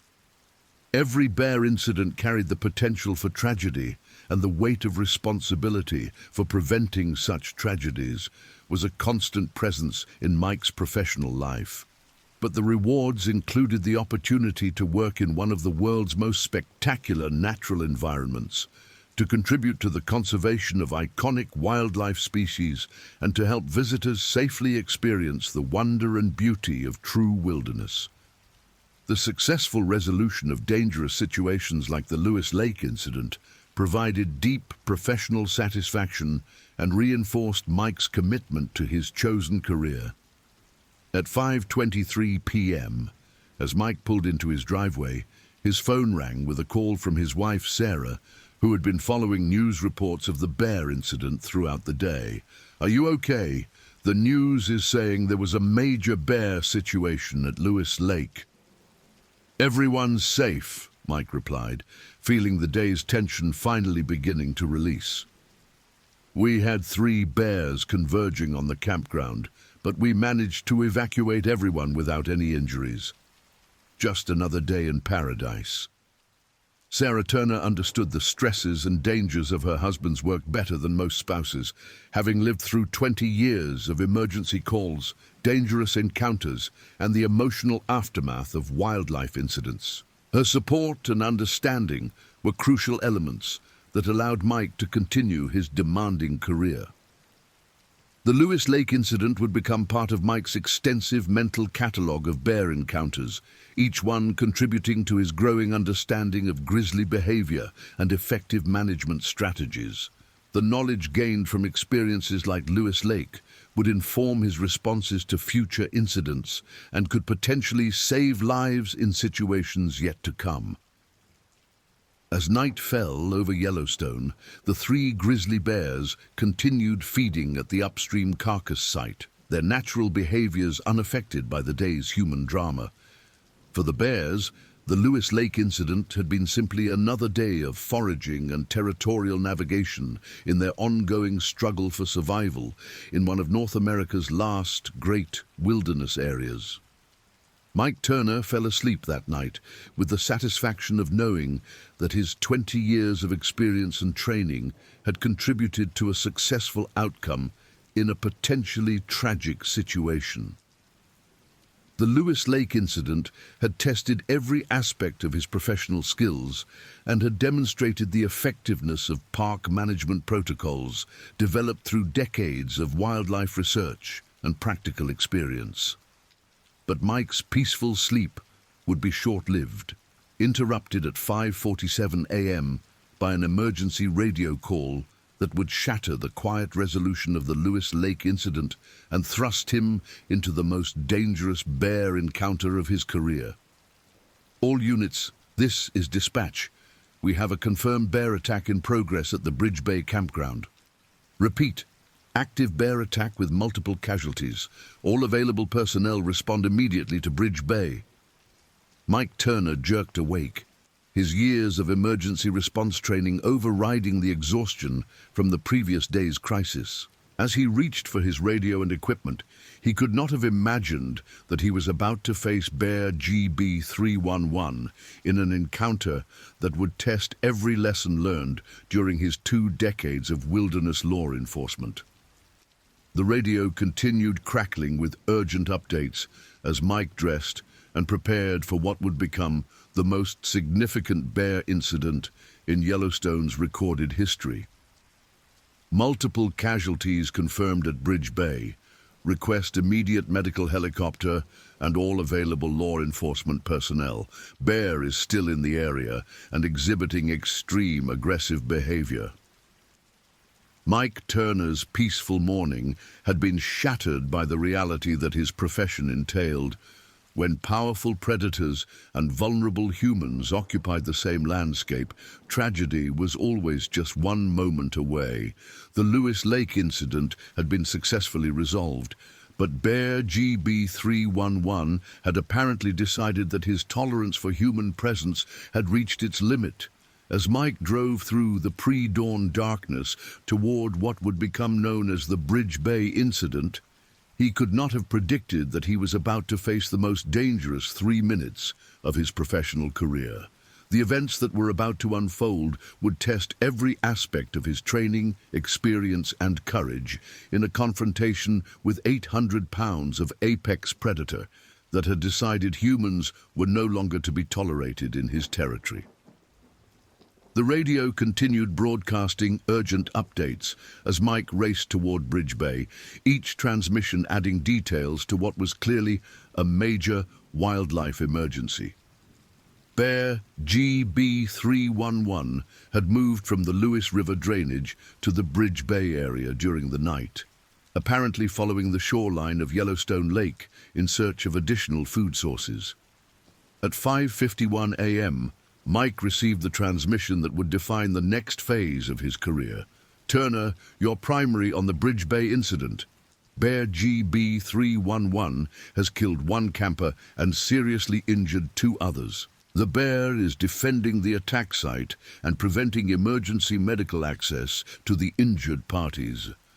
Mike Turner was about to face the moment that every wildlife officer dreaded, a confirmed human fatality and a bear that had crossed the line from nuisance animal to deadly predator. The decisions he would make in the next few hours would determine whether additional lives would be lost and whether Bear GB311 would survive his transformation from protected wildlife to lethal threat.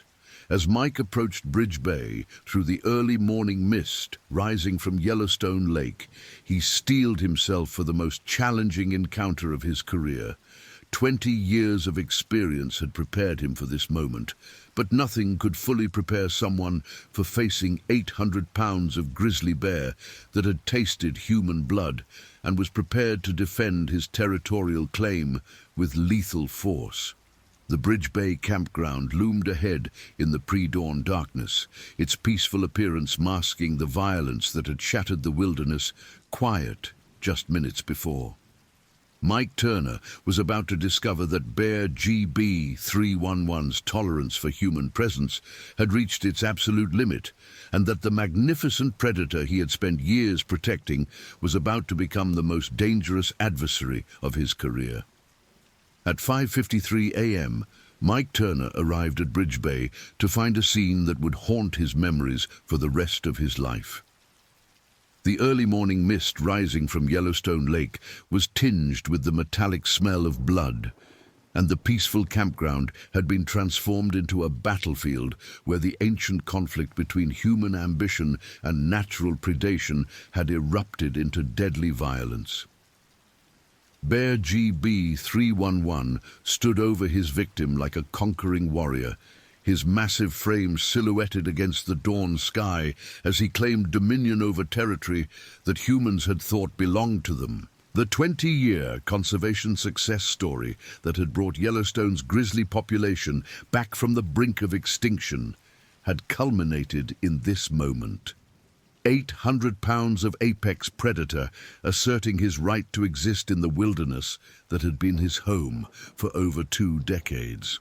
Mike Turner raised his rifle, knowing that the next 3 minutes would determine whether the Bridge Bay incident became a tragic but contained wildlife encounter or the beginning of a reign of terror that would forever change the relationship between humans and bears in Yellowstone National Park. The morning mist swirled around Bear GB311 as he turned his massive head toward the approaching ranger, his small, intelligent eyes reflecting 22 years of wilderness survival and a newfound understanding that humans were no longer obstacles to be avoided, but resources to be claimed. Mike Turner had 3 minutes to end the most dangerous bear encounter in Yellowstone's history before GB311 decided that the entire Bridge Bay area belonged to him. 3 minutes to prevent additional casualties.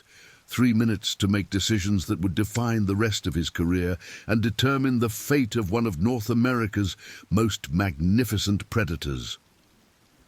At 5:54 a.m., Bear GB311 began moving toward Mike Turner with the deliberate confidence of an apex predator that had decided the time for coexistence had come to an end. Mike raised his weapon, knowing that everything he had learned about bears, about wilderness survival, and about the delicate balance between conservation and human safety would be tested in the next 180 seconds.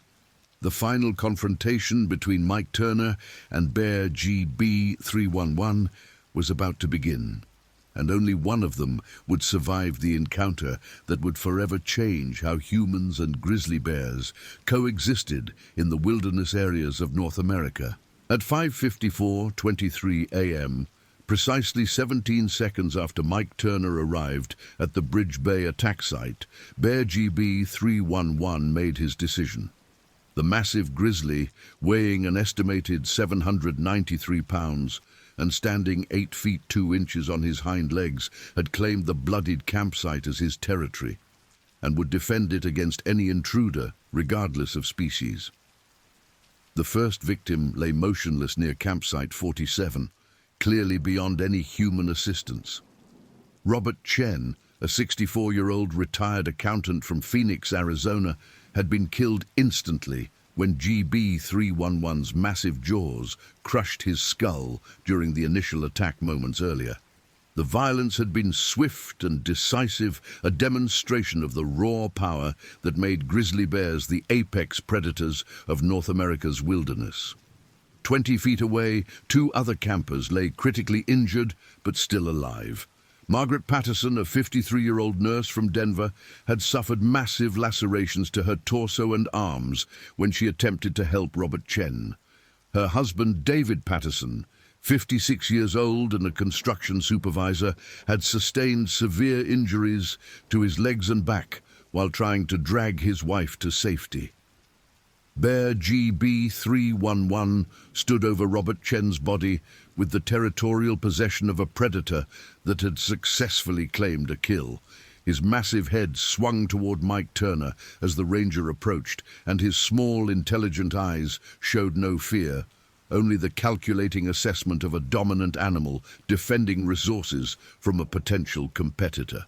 Mike Turner had faced aggressive bears dozens of times during his 20-year career, but he had never encountered an animal that displayed the level of confident aggression that GB311 was demonstrating.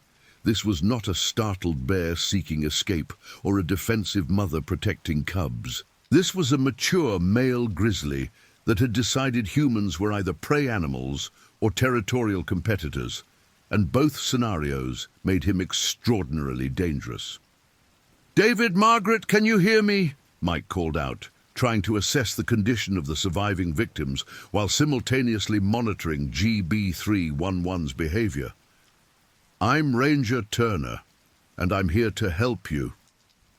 Margaret Patterson's weak voice carried across the campsite, barely audible but clearly indicating she was conscious and aware. "Please help us. David is unconscious. I think he's bleeding internally."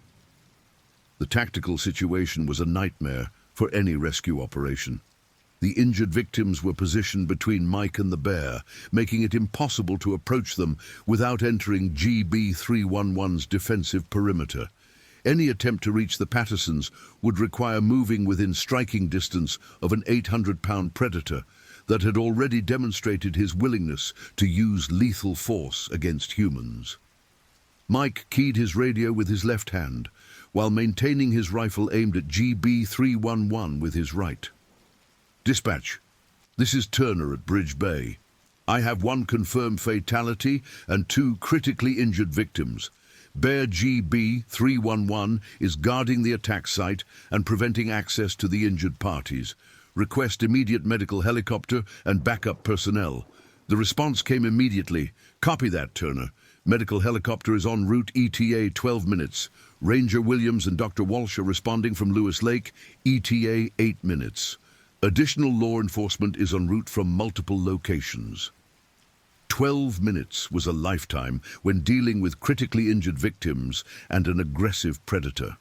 Mike knew that both injured campers could bleed to death long before medical assistance arrived, but approaching them meant engaging GB311 in close-quarters combat with no guarantee of survival for anyone involved. GB311 took 3 deliberate steps toward Mike, closing the distance to approximately 30 yards. At this range, Mike could see the individual details that made adult male grizzlies such formidable predators. Claws 6 inches long and sharp enough to disembowel a full-grown elk, teeth designed for crushing bone and tearing flesh, and shoulder muscles capable of delivering blows with the force of a sledgehammer. "Easy, big guy," Mike said in a calm, authoritative voice, the same tone he had used successfully in dozens of previous bear encounters. "I'm not here to challenge you. I just need to help these people." GB311's response was immediate and unequivocal. The bear reared up on his hind legs to his full height of 8 feet 2 inches and emitted a roar that echoed across Yellowstone Lake and could be heard for miles in every direction. The sound was not the defensive bluff of a startled animal, but the territorial declaration of an apex predator claiming dominion over his chosen territory. Mike felt his heart rate spike as he realized that normal bear deterrent techniques were not going to be effective against GB311. This animal had moved beyond habituation to humans into active predation and territorial defense. The bear was not seeking to avoid confrontation, but was actively challenging Mike for control of the attack site. At 5:55:41 a.m., precisely 78 seconds after Mike's arrival, GB311 made his move. The massive grizzly dropped to all 4 legs and began a deliberate, measured advance toward Mike Turner, covering ground with the fluid power of a predator that had decided conflict was inevitable. This was not the explosive charge that characterized most bear attacks, but the calculated approach of a dominant animal that was supremely confident in his ability to defeat any challenger. Mike had trained extensively for exactly this scenario, but the reality of facing 800 pounds of advancing grizzly bear was unlike anything that could be replicated in training exercises. Every instinct developed through millions of years of human evolution screamed at him to run, but his professional training and concern for the injured victims overrode those primitive survival impulses. "Dispatch, bear is advancing on my position," Mike transmitted, his voice steady despite the adrenaline flooding his system. "If I'm forced to deploy lethal force, be advised that injured victims are in close proximity to the target." The tactical challenges of the situation were unprecedented in Mike's experience. A missed shot or a wounded bear could result in additional casualties as GB311 redirected his aggression toward the helpless victims. A successful shot that immediately incapacitated the bear was the only outcome that would allow medical access to the Pattersons while ensuring no additional violence occurred. Mike had trained extensively with his Remington 870 12-gauge shotgun, firing thousands of rounds at stationary and moving targets under various conditions. He was confident in his ability to place accurate shots at ranges up to 75 yards, but shooting at a moving bear while under extreme stress was exponentially more challenging than any training scenario. GB311 continued his advance, now within 25 yards of Mike's position. At this distance, the bear could cover the remaining ground in less than 2 seconds if he decided to charge, leaving virtually no reaction time for defensive measures. Mike made the tactical decision to deploy bear spray before resorting to lethal force. Despite the questionable effectiveness of chemical deterrents against a bear that had already demonstrated predatory behavior, the deployment of non-lethal options was required by park protocols and might provide crucial documentation for the investigation that would inevitably follow any use of deadly force. "GB311, stop right there!" Mike commanded, simultaneously removing the safety from his bear spray canister. "I will use force to protect these people." The bear's response was immediate and decisive. GB311 lowered his massive head and accelerated into a full charge, covering the 25 yards between himself and Mike Turner in 1.7 seconds, while emitting a continuous roar that seemed to shake the very ground beneath their feet. Mike deployed the bear spray at a range of 15 feet, creating an orange cloud of oleoresin capsicum that should have stopped any charging animal. The chemical deterrent had a documented success rate of over 90% in bear encounters, but GB311 charged directly through the orange fog without any apparent effect. In the final second before impact, Mike Turner made the most difficult decision of his professional career. He raised his shotgun and fired a single 12-gauge slug directly into GB311's chest at a range of 8 feet. The specialized bear slug, weighing 1 1/4 ounces and traveling at 1,560 feet per second, struck GB311 with the kinetic energy of 6,780 foot-pounds. The massive projectile penetrated the bear's thick fur and hide, passed through muscle and bone, and created a wound channel that would have immediately incapacitated most animals. But bear GB311 was not most animals. The impact of the slug caused the charging bear to stumble, but did not stop his forward momentum. GB311 collided with Mike Turner at a combined speed of over 30 miles per hour, the force of impact equivalent to being hit by a small automobile. Mike was thrown backward 15 feet, his rifle flying from his hands as he struck the ground with bone-jarring force. The impact drove the air from his lungs and sent sharp pain shooting through his left shoulder and ribs, but his tactical vest and protective equipment absorbed enough of the impact to keep him conscious and mobile. GB311, despite the massive wound to his chest, retained enough strength and fury to continue the attack. The bear's forward momentum carried him over Mike's fallen form, and he immediately turned to continue the assault on the human who had dared to challenge his territorial claim. Mike rolled desperately to his left, trying to reach his fallen rifle while simultaneously avoiding the bear's massive claws and teeth.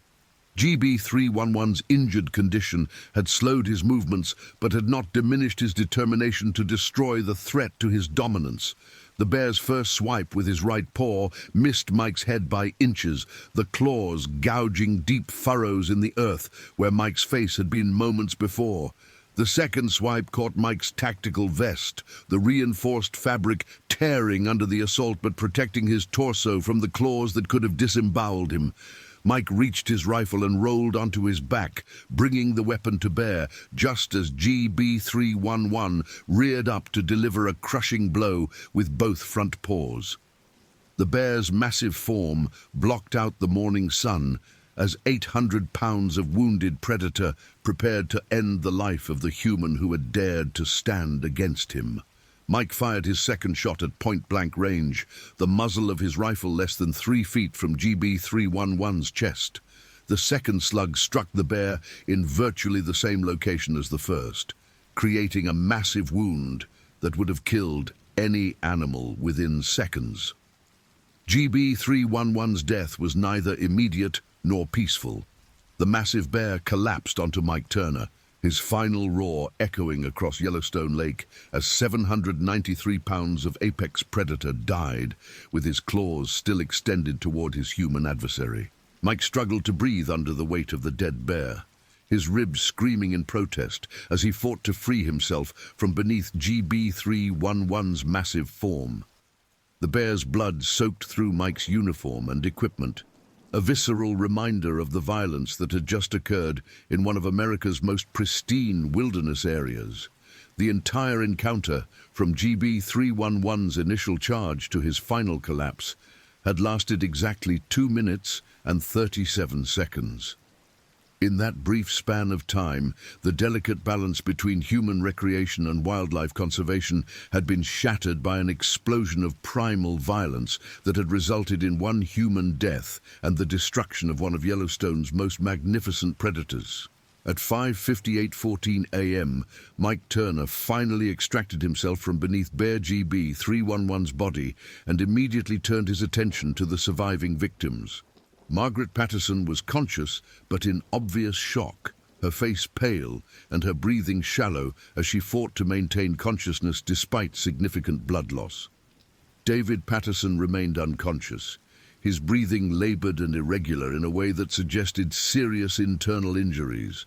A pool of blood beneath his body indicated that he was bleeding internally and required immediate medical intervention if he was going to survive the next few hours. Mike applied pressure bandages to Margaret Patterson's most serious wounds, while simultaneously coordinating medical evacuation procedures over his radio. The medical helicopter was still 6 minutes away, but both victims needed immediate trauma care that exceeded Mike's field medical training. "Margaret, stay with me," Mike said, his voice calm despite the adrenaline and shock that coursed through his system. "Help is coming. You're going to be okay." Margaret Patterson's nursing experience allowed her to assess her own condition with professional detachment despite her injuries and trauma. "My husband needs blood transfusion," she whispered. "Internal bleeding. He won't last long without surgery." The nearest trauma center capable of handling major bear attack injuries was Eastern Idaho Regional Medical Center in Idaho Falls, approximately 90 minutes away by helicopter. Mike calculated that David Patterson had perhaps 20 minutes before blood loss would become irreversible, making the medical evacuation a race against time that would test the skills of everyone involved. At 6:01:33 a.m., the medical helicopter piloted by Captain Sarah Rodriguez touched down in the Bridge Bay parking area, its rotor wash creating a whirlwind of dust and debris that obscured the landing zone. The aircraft carried a 3-person medical team led by Dr. Amanda Foster, a trauma surgeon with extensive experience in wilderness emergency medicine. Dr. Foster and her team reached the attack site within 90 seconds of landing, immediately beginning advanced life support procedures on both victims. Their assessment confirmed Mike's field diagnosis. Margaret Patterson had serious but non-life-threatening injuries, while David Patterson was in critical condition with massive internal bleeding that required immediate surgical intervention. "We need to get him to Idaho Falls immediately," Dr. Foster announced after her initial assessment. "He's lost at least 40% of his blood volume and is going into hypovolemic shock. If we don't get him to an operating room within 60 minutes, we're going to lose him." The helicopter evacuation of David and Margaret Patterson marked the beginning of a medical drama that would unfold over the next several days as trauma surgeons fought to save lives that had been shattered by one of nature's most powerful predators. The physical injuries inflicted by GB311 would heal, but the psychological wounds would prove far more persistent and devastating. At 6:07:12 a.m., as the medical helicopter disappeared over Yellowstone Lake, carrying the Patterson family toward Eastern Idaho Regional Medical Center, Mike Turner stood alone beside the body of Bear GB311 and began the grim process of documenting the most violent wildlife encounter in the park's recorded history. The investigation that would follow would involve dozens of personnel from multiple agencies, including the National Park Service, U.S. Fish and Wildlife Service, Wyoming Game and Fish Department, and the Federal Bureau of Investigation. Every aspect of the incident would be scrutinized, from Mike's tactical decisions to the bear management policies that had allowed GB311 to become such a dangerous animal. Dr. Jennifer Walsh arrived at the Bridge Bay attack site at 6:13 a.m., her expression grim as she surveyed the scene of violence that represented the failure of every bear management protocol designed to prevent exactly this type of tragedy. Her immediate responsibility was to conduct a preliminary examination of GB311's body, to determine factors that might have contributed to his aggressive behavior. "Mike, I need to ask you some difficult questions about the encounter," Dr. Walsh said as she began her examination of the dead bear. "The investigation team will need detailed information about every aspect of the incident." Mike Turner's account of the Bridge Bay attack would be recorded, transcribed, and analyzed by wildlife experts, law enforcement officials, and legal authorities. Every decision he had made during the 2 minutes and 37 seconds of violence would be examined to determine whether his actions were justified and whether the tragic outcome could have been prevented. The examination of GB311's body revealed several factors that may have contributed to his increasingly aggressive behavior toward humans. The bear showed signs of chronic malnutrition despite his massive size, suggesting that he had been struggling to find adequate food sources in his natural habitat. Additionally, X-rays would later reveal old injuries to his jaw and left front paw that may have made normal foraging activities more difficult. GB311 was probably in constant pain from these old injuries, Dr. Walsh explained as she documented the bear's condition. Chronic pain can increase aggression levels in all animals, and the malnutrition suggests he was desperately seeking high-calorie food sources. The combination may have made human-associated food irresistible to him. The discovery of physical factors that may have contributed to GB311's aggressive behavior did not diminish the tragedy of the Bridge Bay attack, but it provided insight into the complex variables that could transform a protected wildlife species into a deadly threat to human safety. At 6:47 a.m., the Bridge Bay attack site was secured by arriving park personnel, and the body of Robert Chen was carefully documented and removed for transport to the medical examiner's office in Jackson, Wyoming. The detailed forensic examination of Robert Chen's injuries would provide crucial evidence for understanding the mechanics of bear attacks and developing improved safety protocols for wilderness areas. Robert Chen had been an experienced outdoorsman who had camped in bear country dozens of times during his retirement years.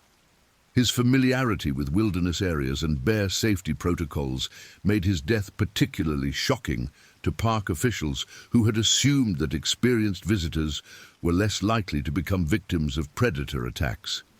The investigation would later reveal that Robert Chen had followed all recommended bear safety protocols, properly storing his food in bear-resistant containers and maintaining a clean campsite. His death was not the result of human error or reckless behavior, but simply the tragic consequence of encountering a predator that had lost its natural fear of humans. At 8:23 a.m., news of the Bridge Bay bear attack reached regional media outlets, beginning a media frenzy that would dominate national headlines for weeks and forever change public perception of bear safety in Yellowstone National Park. The first news reports were fragmentary and often inaccurate, but they established the basic facts that would define public discussion of the incident. Breaking news this morning from Yellowstone National Park, where a grizzly bear attack has left one person dead and 2 others critically injured, announced Sarah Mitchell, morning news anchor for KTVU television in Jackson, Wyoming. According to park officials, the attack occurred early this morning at the Bridge Bay campground, marking the first fatal bear attack in Yellowstone in over 8 years. The media coverage of the Bridge Bay incident would eventually involve news crews from across the United States and several international outlets. The story combined the public's fascination with dangerous wildlife, the ongoing debate over predator conservation, and the human drama of families whose lives had been shattered by an encounter with one of nature's most powerful creatures. Mike Turner's role in the incident made him a focal point for media attention that he neither wanted nor felt prepared to handle. As the ranger who had killed GB311, he would be portrayed alternately as a hero who saved lives and as a trigger-happy law enforcement officer who had destroyed a magnificent animal. The contradictory narratives would follow him for the rest of his career. At 9:15 a.m., park officials held their first press conference regarding the Bridge Bay incident, with Superintendent Davidson providing carefully worded statements that balanced public safety concerns with the park's mission of wildlife conservation. The press conference was broadcast live by multiple news outlets and established the official narrative of the incident. This morning's tragic incident represents the inherent risks associated with recreation in true wilderness areas, Superintendent Davidson announced to the assembled reporters. Our investigation is ongoing, but preliminary evidence suggests that Ranger Turner's actions were necessary to protect injured victims and prevent additional casualties. The press conference generated hundreds of follow-up questions from reporters seeking details about bear management policies, the specific circumstances of the attack, and the long-term implications for Yellowstone's grizzly bear population. Park officials found themselves defending decades of conservation policy while simultaneously addressing public concerns about visitor safety. Dr. Walsh provided scientific context for the incident during the press conference, explaining the complex factors that could cause individual bears to lose their natural fear of humans. Her expertise lent credibility to the park's position that the Bridge Bay attack was an isolated incident rather than an indication of systemic problems with bear management. Bear GB 311 had been monitored by our research team for over 15 years, Dr. Walsh explained to reporters. His behavior had been escalating over the past 2 years, but this level of aggression toward humans was unprecedented in our data. The attack appears to have been the result of multiple factors, including injury, malnutrition, and habituation to human presence. The scientific explanation for GB 311's behavior did little to comfort the families affected by the Bridge Bay incident, or the thousands of visitors who had planned Yellowstone vacations and were now questioning the safety of wilderness recreation. The park's Visitor Services Department was inundated with cancellation requests and demands for refunds from people who no longer felt safe camping in bear country. At 10:45 a.m., Mike Turner was transported to Jackson Memorial Hospital for medical evaluation of injuries sustained during his encounter with GB 311. X-rays revealed 2 cracked ribs and severe bruising to his left shoulder, injuries that were painful but not life-threatening. More concerning to medical personnel were the signs of psychological trauma that commonly followed violent encounters with dangerous wildlife. Dr. Michael Rodriguez, the emergency physician who examined Mike Turner, had treated several bear attack victims during his 10 years at Jackson Memorial Hospital. His experience had taught him that the psychological injuries inflicted by bear encounters often proved more persistent and debilitating than physical wounds. Ranger Turner is experiencing classic symptoms of acute stress reaction, Dr. Rodriguez explained to park officials. His physical injuries will heal within a few weeks, but the psychological impact of killing GB 311 and witnessing the attack victims could affect him for months or even years. The psychological aftermath of the Bridge Bay incident would eventually require extensive counseling and therapy for all survivors, including Mike Turner. The trauma of witnessing extreme violence, making life or death decisions under pressure, and taking the life of a magnificent animal would create emotional wounds that would prove difficult to heal. Mike Turner's wife, Sarah, arrived at Jackson Memorial Hospital at 11:30 a.m., having driven frantically from their home near the park after hearing initial news reports of the bear attack. Her 20 years as a ranger's wife had prepared her for emergency calls and dangerous situations, but nothing had prepared her for the possibility that her husband might be killed by one of the animals he had dedicated his career to protecting. "I heard on the radio that a ranger had been attacked by a bear," Sarah Turner said, tears streaming down her face as she embraced her injured husband. "I thought I might lose you." The Bridge Bay incident would test not only Mike Turner's professional resilience, but also the strength of his marriage and family relationships. The stress of media attention, official investigations, and psychological trauma would strain every aspect of his personal life and force him to reconsider his commitment to wilderness law enforcement. At 12:15 p.m., officials at Eastern Idaho Regional Medical Center announced that David Patterson had survived emergency surgery to repair internal injuries caused by GB311's attack. The 6-hour operation had required the skills of multiple surgeons and the transfusion of 12 units of blood. But Patterson's condition had stabilized enough to allow cautious optimism about his eventual recovery. Margaret Patterson had also undergone surgery to repair lacerations to her arms and torso, procedures that were successful but would require months of rehabilitation and physical therapy. Her nursing background gave her a realistic understanding of the long recovery process that lay ahead for both herself and her husband. "We're alive because of Ranger Turner," Margaret Patterson told reporters from her hospital bed, her voice weak but determined. "If he hadn't been there, that bear would have killed all of us. He saved our lives." Margaret Patterson's public support for Mike Turner's actions would prove crucial in the media coverage and official investigation of the Bridge Bay incident. Her credibility as a medical professional and her first-hand experience of the attack gave weight to her assertion that lethal force had been necessary to prevent additional casualties. The Patterson family's survival became a focal point for those who supported Mike Turner's actions and the park's bear management policies. Their recovery would be followed by media outlets for months, providing a human face to the ongoing debate over predator conservation and public safety in wilderness areas.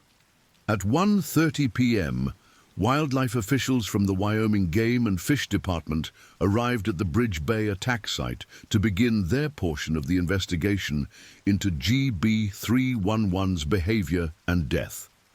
Their examination would focus on biological factors that might have contributed to the bear's aggression and the effectiveness of current bear management protocols. Dr. Susan Martinez, the state's chief wildlife biologist, had investigated dozens of bear incidents during her 15-year career, but had never examined a case involving this level of premeditated aggression toward humans. Her findings would be crucial in determining whether policy changes were needed to prevent similar tragedies. Bear GB311's behavior was highly unusual for an adult male grizzly, Dr. Martinez announced after her preliminary examination. Most bear attacks result from surprise encounters or defensive behavior by female bears with cubs. This appears to have been predatory behavior by a dominant male, which is extremely rare. The rarity of predatory behavior by adult male grizzlies made the Bridge Bay incident particularly significant for wildlife management policies throughout North America. If GB311's behavior represented a trend among habituated bears, fundamental changes might be needed in how wildlife agencies managed human-bear interactions. The necropsy performed on GB311's body would reveal additional details about the bear's physical condition and the factors that may have contributed to his aggressive behavior. The examination would be conducted by veterinary pathologists with expertise in wildlife medicine and would provide crucial evidence for the ongoing investigation. At 2:45 p.m., FBI agents arrived at Yellowstone National Park to begin their investigation into the Bridge Bay incident, focusing on whether Mike Turner's use of lethal force had been justified under federal law. The involvement of federal investigators reflected the serious nature of any incident involving the death of a protected species and the use of deadly force by a federal law enforcement officer. Special Agent Rebecca Thompson had investigated numerous cases involving the use of force by federal officers, but had never examined an incident involving wildlife encounters. Her investigation would need to balance the unique challenges of wilderness law enforcement with the standard legal requirements for justifying the use of deadly force. Our investigation will examine every aspect of Ranger Turner's actions to determine whether his use of lethal force was reasonable and necessary, Agent Thompson announced to park officials. We will also examine whether park policies and procedures contributed to the incident or could have prevented it.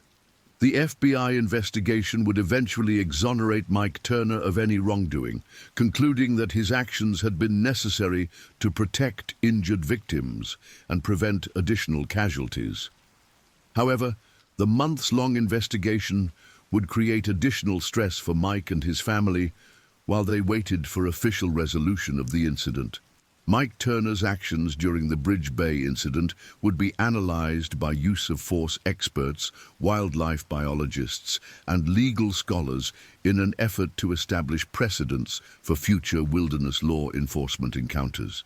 The unique challenges of his situation would require new frameworks for evaluating the reasonableness of deadly force in wildlife encounters. At 4 p.m., the first of what would become dozens of memorial tributes to Bear GB311 appeared on social media platforms, posted by wildlife advocates who viewed the bear's death as a tragic loss for conservation efforts. The tributes reflected the complex emotions that many people felt about the incident, mourning the death of a magnificent animal while acknowledging the necessity of protecting human life. Bear GB311 lived wild and free for 22 years in one of America's last great wilderness areas, read one typical tribute posted on Facebook. His death represents the ongoing conflict between human expansion and wildlife conservation. We mourn his loss while recognizing that Ranger Turner had no choice but to act to save human lives. The outpouring of grief for GB311's death highlighted the emotional complexity of wildlife management in areas where humans and large predators coexisted. Many people who supported Mike Turner's actions also mourned the loss of a bear that had been a symbol of successful conservation efforts.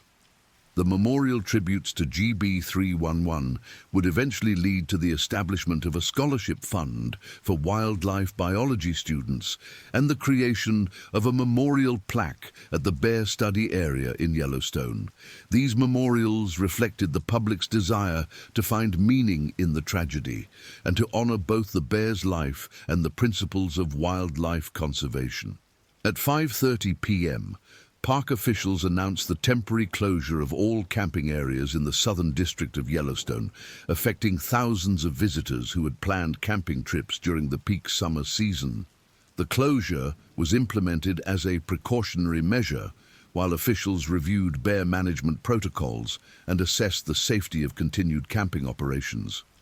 The closure decision generated significant controversy among tourism businesses that depended on park visitation for their economic survival.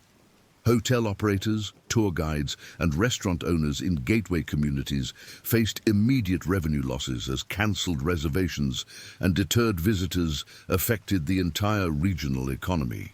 The closure of Yellowstone's camping areas will cost our community millions of dollars in lost tourism revenue, announced Tom Harrison, president of the Jackson Chamber of Commerce. While we understand the need for public safety, we hope park officials will reopen the areas as quickly as possible. The economic impact of the Bridge Bay incident extended far beyond the immediate costs of emergency response and investigation.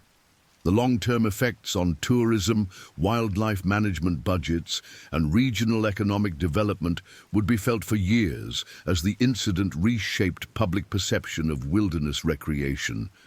Local businesses began developing alternative attractions and activities for visitors who were no longer comfortable with wilderness camping, but still wanted to experience Yellowstone's natural wonders.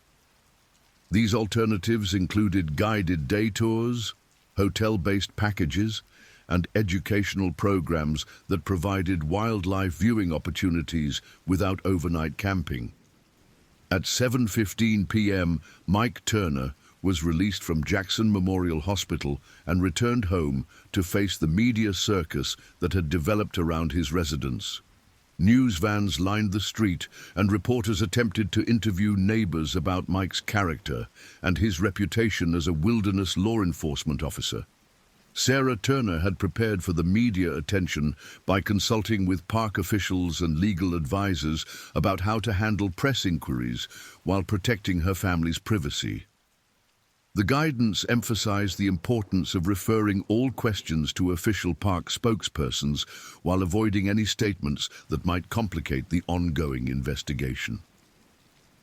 "We appreciate everyone's concern and support during this difficult time," Sarah Turner read from a prepared statement to assembled reporters. "Mike's actions were necessary to protect innocent people from a dangerous animal. We ask for privacy while he recovers from his injuries and while the investigation continues." The media attention would persist for weeks, creating stress for the Turner family that extended beyond Mike's psychological recovery from the incident. Their home became a tourist attraction for morbid curiosity seekers, and their daily routines were disrupted by constant requests for interviews and photographs. Mike Turner's children, 16-year-old Amanda and 13-year-old Kyle, faced particular challenges as their classmates and community members processed the dramatic events their father had experienced. The incident became a defining moment in their young lives, forcing them to confront questions about violence, conservation, and their father's dangerous profession. At 8:45 p.m., the first detailed account of the Bridge Bay incident appeared in the Jackson Hole News and Guide, based on interviews with anonymous park sources and preliminary information from the ongoing investigation. The article provided the most comprehensive timeline of events available to the public and established many of the facts that would define subsequent media coverage. Ranger Michael Turner arrived at the Bridge Bay attack site at approximately 5:54 a.m. to find one camper dead and 2 others critically injured, the article reported. Bear GB 311, a 22-year-old male grizzly weighing nearly 800 pounds, was defending the attack site and preventing access to the injured victims. The detailed reporting of the incident's timeline and circumstances helped establish a factual foundation for public discussion while reducing some of the wild speculation that had characterized earlier media reports. The article's balanced approach acknowledged both the tragedy of Robert Chen's death and the necessity of Mike Turner's actions. The Jackson Hole News and Guide's coverage would win several journalism awards for its comprehensive and sensitive reporting of a complex wildlife incident. The newspaper's local perspective and established relationships with park officials provided readers with more accurate information than was available from national media outlets. At 10:30 p.m., Dr. Walsh completed her preliminary examination of physical evidence from the Bridge Bay attack site and submitted her initial report to park officials. Her findings would be crucial in understanding the sequence of events and determining whether current bear management protocols had been adequate to prevent the tragedy. Physical evidence at the scene is consistent with a premeditated attack by Bear GB 311, Dr. Walsh's report concluded. The bear's behavior patterns leading up to the incident suggest increasing habituation to humans and loss of natural fear responses. Ranger Turner's use of lethal force was necessary to prevent additional casualties. Dr. Walsh's scientific credibility and detailed knowledge of GB 311's behavioral history made her report a cornerstone of the official investigation. Her conclusion that the attack had been premeditated rather than defensive would influence legal determinations about the justification for lethal force. The behavioral evidence gathered by Dr. Walsh would also contribute to ongoing research into bear habituation and the factors that could cause individual animals to become dangerous to humans. Her work would inform policy changes designed to identify and manage potentially dangerous bears before they posed threats to public safety. As July 15th dawned over Yellowstone National Park, the Bridge Bay incident had already begun to reshape public discourse about wildlife conservation, wilderness recreation, and the proper balance between protecting endangered species and ensuring human safety. The tragic events of the previous day would continue to reverberate through the conservation community for years to come. Mike Turner woke early on July 15th, his sleep interrupted by recurring nightmares of charging bears and the weight of GB311's dying body crushing him to the ground. The psychological aftermath of the incident was proving more challenging than his physical injuries, and he knew that his recovery would require professional counseling and extensive time away from active duty. Margaret and David Patterson faced the beginning of what would be months of medical treatment and rehabilitation at Eastern Idaho Regional Medical Center. Their survival had been remarkable, but the physical and emotional scars from their encounter with GB311 would affect them for the rest of their lives.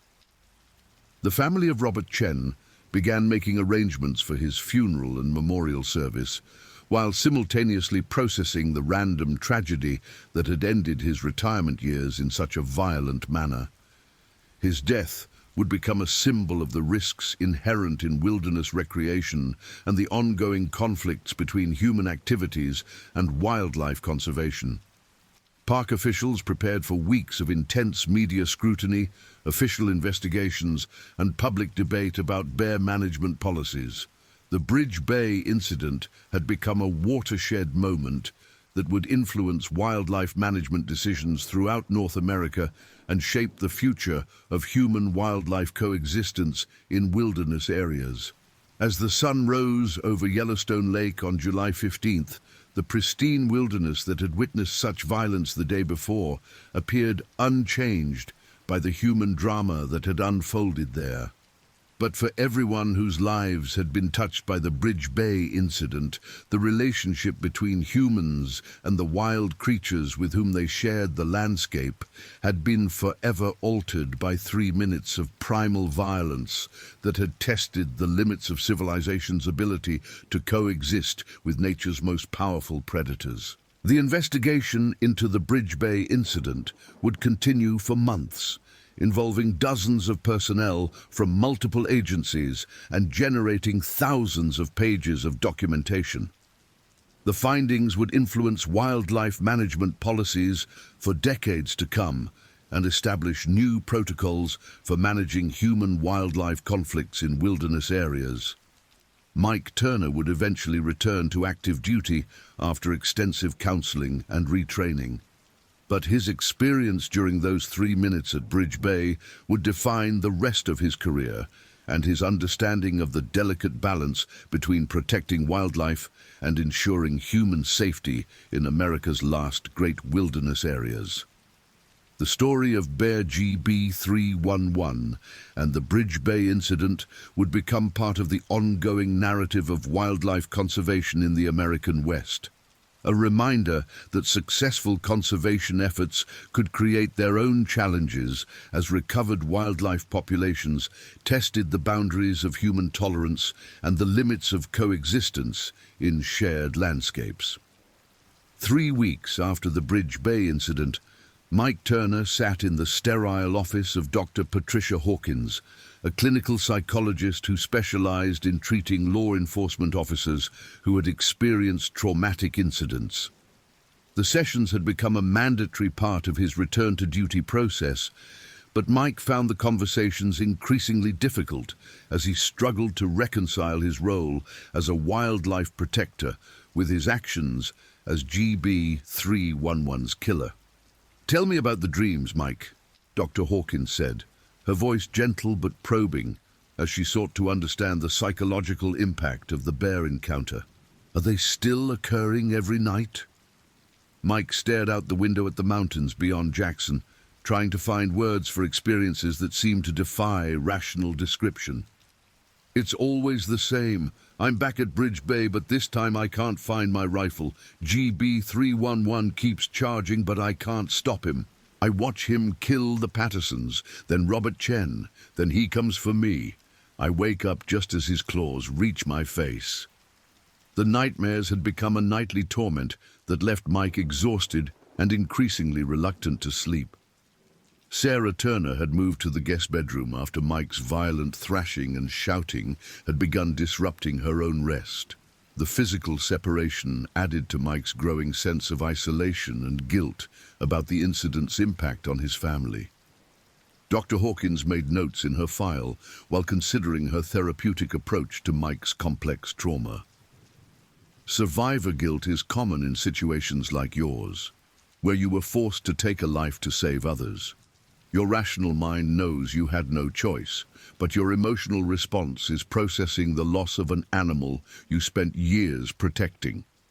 The psychological complexity of Mike's situation was unprecedented in Dr. Hawkins' experience.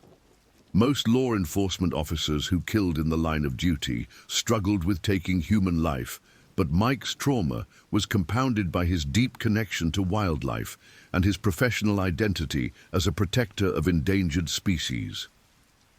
GB311 wasn't just any bear, Mike explained, his voice tight with emotion. I'd been tracking his movements for years.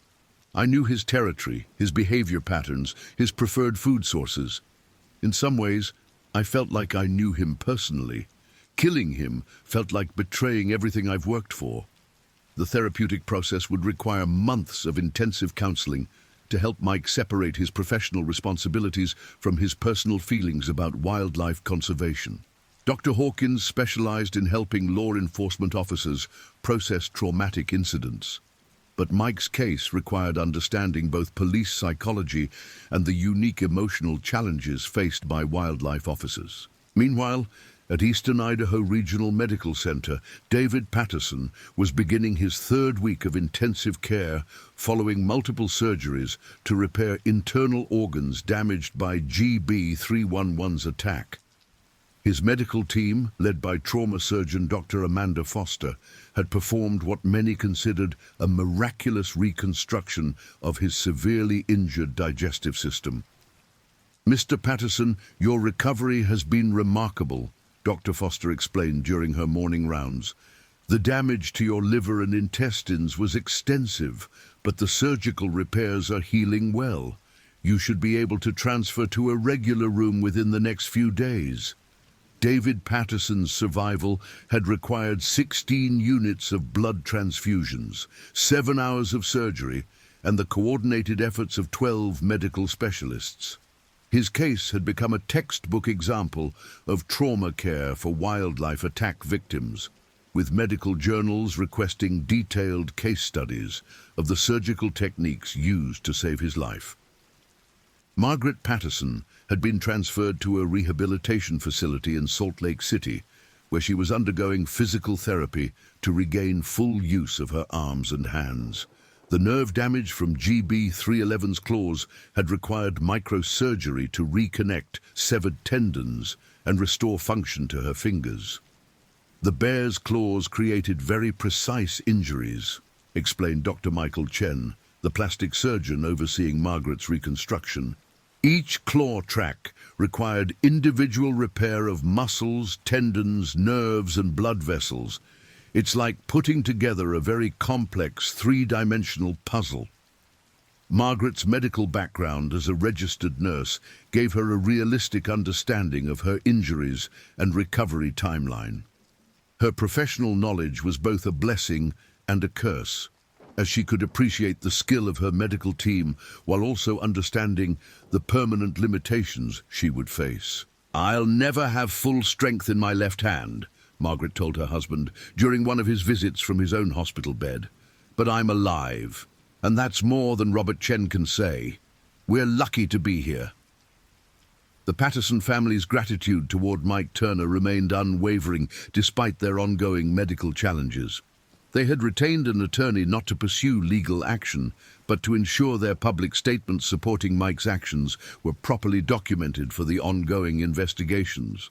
Robert Chen's funeral had taken place on July 22nd in Phoenix, Arizona, attended by over 300 friends, family members, and former colleagues who remembered him as a dedicated accountant and devoted grandfather. His death had become a rallying point for both sides of the wildlife management debate. Robert loved the outdoors and understood the risks of camping in bear country. his daughter Linda Chen Morrison said during the funeral service. He wouldn't want his death to be used as an excuse to harm the wildlife he spent his retirement years learning to appreciate. But he also would want his death to prevent future tragedies. The Chen family had established a memorial fund for wilderness safety education, channeling their grief into efforts to help other outdoor enthusiasts better understand and prepare for wildlife encounters. The fund would eventually sponsor safety programs in dozens of schools and outdoor education centers. The investigation into the Bridge Bay incident had expanded to include specialists from the Interagency Grizzly Bear Study Team, the U.S. Geological Survey, and wildlife management agencies from across North America. Their comprehensive analysis would influence bear management policies for decades to come.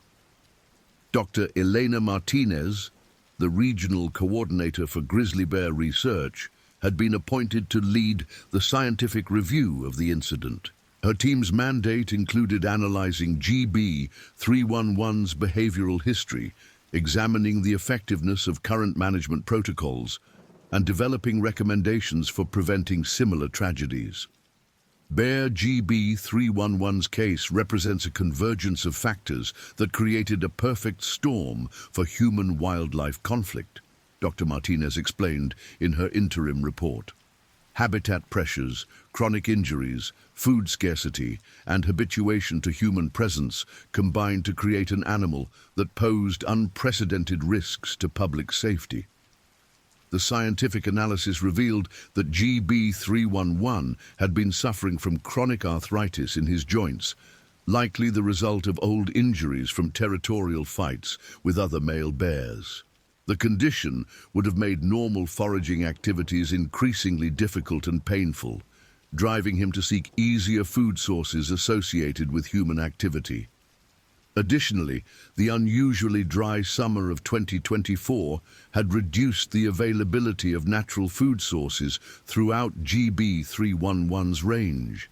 Berry crops had failed due to drought conditions, and the whitebark pine nuts that formed a crucial part of grizzly diets had been devastated by climate-related pest infestations. GB 311 was essentially forced into conflict with humans by a combination of physical disabilities and environmental pressures, Dr. Martinez concluded. Under normal circumstances, he might have lived out his life without posing significant risks to people. The environmental factors that contributed to GB 311's aggressive behavior highlighted the complex relationships between climate change, habitat quality, and wildlife management. As changing conditions forced bears to adapt their behavior patterns, wildlife managers would need to develop new strategies for predicting and preventing dangerous encounters. Federal prosecutors had completed their review of Mike Turner's actions and formally announced that no charges would be filed in connection with GB 311's death. The decision was based on extensive analysis of the circumstances and unanimous expert opinion that lethal force had been necessary to prevent additional casualties. Ranger Turner's actions were reasonable, necessary, and fully justified under federal law, announced U.S. Attorney Jennifer Walsh. He faced an unprecedented situation and responded with appropriate force to protect injured civilians and prevent further loss of life. The legal clearance removed one source of stress for Mike Turner, but the psychological healing process would require much more time and professional support. His return to active duty had been postponed indefinitely while he continued intensive counseling and medical evaluation. Park Superintendent Davidson had privately assured Mike that his job was secure and that the Park Service recognized the exceptional circumstances he had faced. However, Mike's own doubts about his ability to continue as a wildlife officer created uncertainty about his professional future.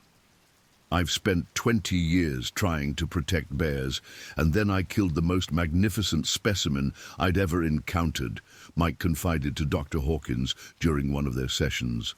How do I reconcile that with continuing to do this job? Dr. Hawkins had been working with Mike to reframe his understanding of the incident, helping him see his actions as consistent with his conservation values rather than contrary to them. You protected not just human lives, but also the integrity of the park's mission by preventing a situation that could have led to widespread public opposition to bear conservation. The therapeutic approach emphasized that Mike's quick action had prevented GB311 from killing additional people, which would have created enormous political pressure for more aggressive bear management policies that could have threatened the entire grizzly population. Media coverage of the Bridge Bay incident had evolved from sensational breaking news reports to more thoughtful analysis of the complex issues involved. National Geographic had commissioned a comprehensive documentary about the incident, featuring interviews with all the major participants and expert analysis of the broader implications for wildlife management. The Bridge Bay incident represents a fundamental challenge to our assumptions about wildlife conservation, explained narrator Dr. Thomas Bradley in the documentary's opening segment. As bear populations recover from near extinction, individual animals like GB311 test the limits of human tolerance for coexistence with large predators. The documentary would air on the first anniversary of the incident, providing a platform for renewed discussion about wildlife management policies and the ongoing challenges of conservation in an increasingly crowded landscape. Tourism patterns in Yellowstone had shifted dramatically following the Bridge Bay incident, with many visitors choosing guided day tours over wilderness camping. Hotel occupancy rates in gateway communities had actually increased as people sought ways to experience the park without overnight exposure to potential bear encounters. We've had to completely restructure our business model, explained Janet Morrison, owner of Yellowstone Adventure Tours. People still want to see bears, but they want to do it safely. Our bear viewing tours from vehicles have become our most popular offering. The economic adaptation demonstrated the resilience of tourism communities, but also highlighted the lasting impact of the incident on public perception of wilderness recreation. Many longtime Yellowstone enthusiasts worried that the shift away from backcountry camping would fundamentally change the character of the park experience. Educational programs about bear safety had been expanded and mandated for all visitors entering potential bear habitat. The programs included detailed information about bear behavior, proper food storage techniques, and appropriate responses to various types of bear encounters.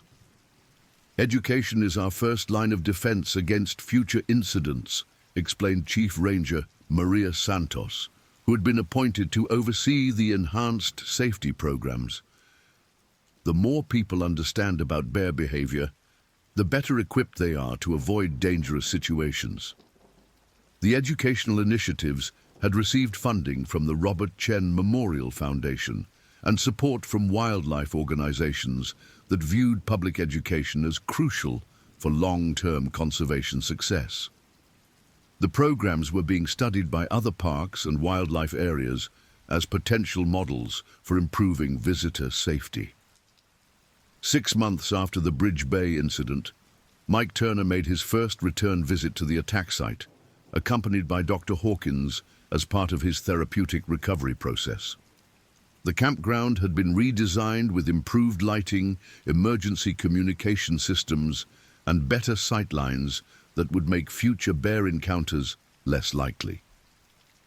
"How does it feel to be back here?" Dr. Hawkins asked, as they stood near the location where GB311 had made his final charge. Mike surveyed the peaceful lakeside setting, trying to reconcile the beauty of the location with the violence that had occurred there. "It's strange. The place looks so normal, so peaceful. It's hard to believe that something so terrible happened here." The therapeutic visit was designed to help Mike process the traumatic memories in the actual location where they had occurred. allowing him to separate the current peaceful reality from the violent images that continued to haunt his dreams. A memorial plaque had been installed near the Bridge Bay shoreline, honoring both Robert Chen's memory and the complex relationship between humans and wildlife in Yellowstone. The inscription read, "In memory of those affected by the events of July 14, 2024, may their sacrifice inspire wisdom in our relationship with the wild creatures who share this sacred landscape." The memorial had become a pilgrimage site for people interested in wildlife conservation, human-animal relationships, and the ongoing challenges of wilderness management. Visitors often left flowers, photographs, and written reflections about their own experiences with wildlife. Mike's gradual return to duty began with desk assignments and training programs that allowed him to rebuild his confidence while staying connected to his profession. His experience during the Bridge Bay incident had given him unique insights that proved valuable for training other rangers in emergency response procedures. Mike's experience, as traumatic as it was, has made him one of our most effective instructors for bear encounter training, explained Ranger Training Coordinator Susan Phillips. He understands both the practical and emotional challenges of these situations in ways that can't be taught from textbooks. The training programs developed from Mike's experience were being adopted by wildlife agencies throughout North America, spreading lessons learned from the Bridge Bay incident to law enforcement officers who might face similar situations in the future. Sarah Turner had also required counseling to deal with the stress of nearly losing her husband and coping with the media attention that had disrupted their family life. Her sessions with a family therapist had focused on rebuilding the emotional intimacy that had been strained by Mike's trauma and the external pressures of the investigation. The incident affected our entire family, not just Mike, Sarah explained during a joint counseling session. Our children had to deal with classmates asking whether their father was a hero or a killer. I had to worry about whether my husband would ever be the same person he was before. The family therapy sessions had revealed the widespread impact of traumatic incidents on law enforcement families, leading to improved support programs for spouses and children of officers involved in critical incidents. Amanda Turner, Mike's 16-year-old daughter, had written a school essay about her father's experience that was published in the local newspaper. Her mature perspective on the incident had impressed readers and provided insight into how the next generation processed complex conservation issues. "My dad has always taught me to respect wildlife and to understand that we share the world with other creatures," Amanda wrote. "What happened at Bridge Bay was terrible, but it wasn't anyone's fault. Sometimes nature forces us to make impossible choices, and we can only hope we make them with wisdom and compassion." The essay had been reprinted in wildlife management publications and used in college courses studying human-wildlife conflict, demonstrating how personal experiences could contribute to broader educational goals. Kyle Turner, Mike's 13-year-old son, had struggled more with the psychological impact of the incident, developing anxiety about his father's safety that required specialized counseling. His recovery had been slower but steady, helped by involvement in youth conservation programs that reinforced positive messages about wildlife protection.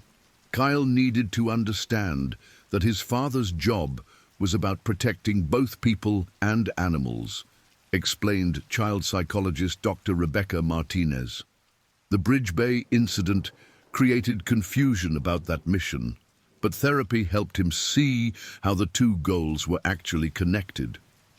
The family's healing process had taken nearly a year, but had ultimately strengthened their bonds and deepened their understanding of the complexities involved in Mike's profession. Their experience had become a case study for supporting law enforcement families through traumatic incidents. 1 year after the Bridge Bay incident, park officials organized a commemoration ceremony that honored Robert Chen's memory while celebrating the survival of the Patterson family and recognizing the professionalism of the emergency responders who had handled the crisis. Today, we remember a tragedy that tested our community and our commitment to both human safety and wildlife conservation, Superintendent Davidson said during the ceremony. The lessons we've learned from this incident will help us better serve both goals in the years ahead. The ceremony was attended by hundreds of people, including the Patterson family, Robert Chen's relatives, park personnel, wildlife researchers, and members of the local community. The gathering represented an attempt to find meaning and closure in the traumatic events of the previous year. Margaret Patterson, her left hand still bearing visible scars from GB311's claws, spoke on behalf of her family about their ongoing recovery and their continued support for both Mike Turner and wildlife conservation efforts. "We don't blame the bear for what happened," Margaret said, her voice strong despite the emotional difficulty of returning to the site of her trauma. GB311 was following his instincts, trying to survive in a world that had become increasingly difficult for him. "We also don't blame Ranger Turner for protecting us. Sometimes terrible things happen despite everyone's best intentions." David Patterson, walking with a cane due to ongoing mobility issues from his internal injuries, added his perspective on the long-term impact of the incident.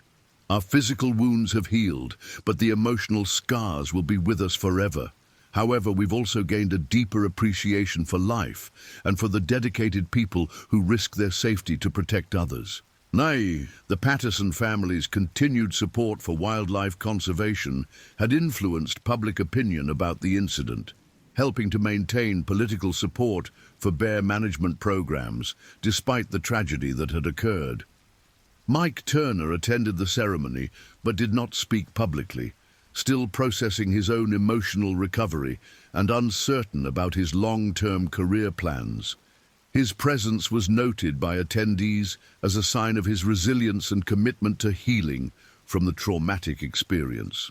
Dr. Walsh presented scientific findings from the year-long study of the Bridge Bay incident, including new insights into bear behavior and recommendations for preventing similar tragedies. Her research had identified early warning signs that might allow wildlife managers to intervene before individual bears became dangerous to humans. GB311's case has taught us to pay closer attention to the intersection of physical health, environmental pressures, and habituation patterns in predicting dangerous behavior, Dr. Walsh explained. "We've developed new monitoring protocols that should help us identify at-risk animals before they pose threats to public safety." The scientific advances resulting from the Bridge Bay incident were being implemented in bear management programs throughout North America, potentially preventing future tragedies through improved understanding of bear psychology and behavior. Federal wildlife officials announced new funding for enhanced bear monitoring programs, including GPS collar technology that would provide real-time tracking of individual animals and alert systems that could warn visitors about nearby bear activity. The Bridge Bay incident demonstrated the need for more sophisticated monitoring and early warning systems, announced Dr. Jennifer Walsh, director of the Interagency Grizzly Bear Study Team. "Technology can help us better predict and prevent dangerous encounters while maintaining the wilderness experience that draws people to places like Yellowstone." The technological improvements represented a significant investment in both public safety and wildlife conservation, reflecting lessons learned from GB311's case about the importance of understanding individual animal behavior patterns. As the second anniversary of the Bridge Bay incident approached, Mike Turner had successfully returned to full duty as a park ranger, though he had transferred to a different district to avoid the constant reminders of his traumatic experience.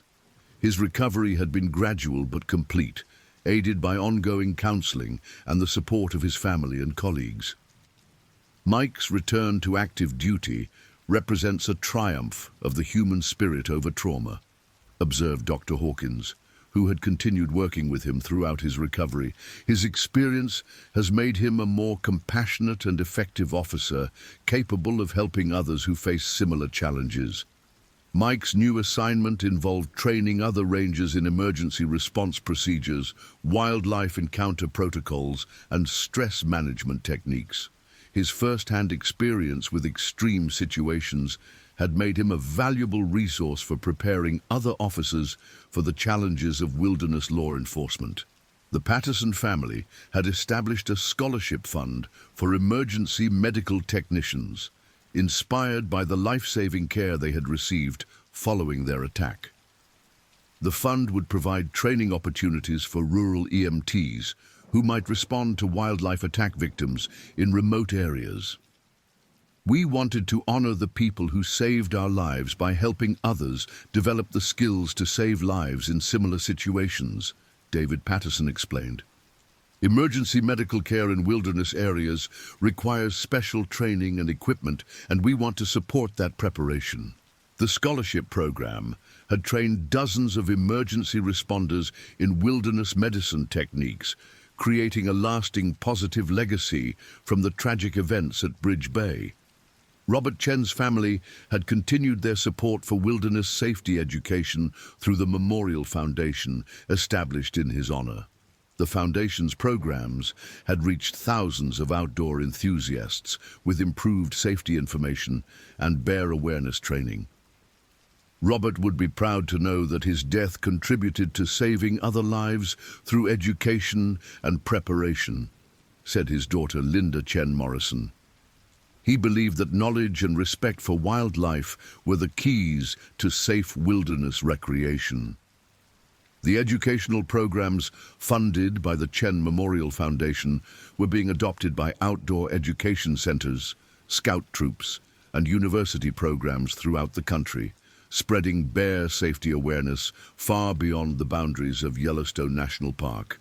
Bear GB311's death had sparked important conversations about the ethics of wildlife management, the responsibilities of conservation programs, and the balance between animal welfare and human safety. Philosophers, ethicists, and wildlife biologists had engaged in scholarly debates about the moral implications of the incident.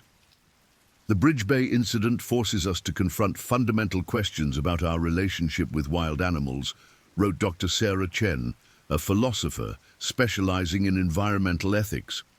GB311's death was necessary to save human lives, but it also represents the tragic cost of our encroachment into wild spaces.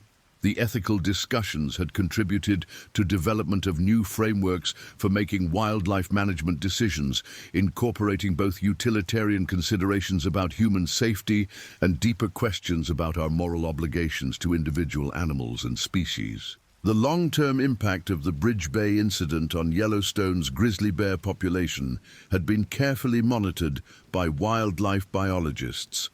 GB311's death had removed one of the most successful breeding males from the population, but genetic analysis suggested that his offspring would continue to contribute to the species' recovery. GB311 sired at least 12 cubs during his lifetime, all of which appear to be thriving in the wild, reported Dr. Martinez in her final assessment of the incident's biological impact. His genetic legacy will continue to contribute to grizzly bear conservation for generations to come. The population monitoring had also revealed that other bears had adjusted their behavior patterns following GB311's death, with several individuals avoiding areas where they might encounter humans more frequently than before the incident. 5 years after the Bridge Bay incident, the lessons learned from that tragic July morning had been incorporated into wildlife management policies throughout North America. The case study was taught in university courses, government training programs, and professional development workshops for wildlife officers. The Bridge Bay incident remains one of the most thoroughly documented and analyzed wildlife encounters in North American history, explained Dr. Thomas Bradley, who had written the definitive academic analysis of the case. The lessons learned continue to influence how we approach the complex challenges of human-wildlife coexistence. The incident had also inspired new research into animal psychology, environmental stress factors, and the long-term effects of human activity on wildlife behavior. Universities and government agencies had invested millions of dollars in studies designed to prevent similar tragedies. Mike Turner had been promoted to Chief Ranger for Wildlife Management, recognizing his expertise and leadership in developing improved protocols for dangerous wildlife encounters. His traumatic experience had been transformed into a valuable resource for protecting both humans and animals in wilderness areas. Mike's promotion represents the Park Service's recognition that experience, even traumatic experience, can be transformed into wisdom that benefits everyone, observed Superintendent Davidson. His leadership in wildlife management reflects both his professional competence and his personal growth through adversity. Mike's new role involved coordinating wildlife management activities across multiple parks and working with federal agencies to develop national standards for handling dangerous wildlife encounters. His influence extended far beyond the boundaries of Yellowstone National Park. The Turner family had also become advocates for supporting law enforcement families through traumatic incidents, working with professional organizations to improve counseling services and family support programs. Our experience taught us that traumatic incidents affect entire families, not just the officers directly involved, Sarah Turner explained during a conference presentation. Support systems need to address the needs of spouses, children, and extended family members who are also impacted by these events. The family support programs developed with the Turners' input were being implemented by law enforcement agencies throughout the country, improving care for families affected by critical incidents.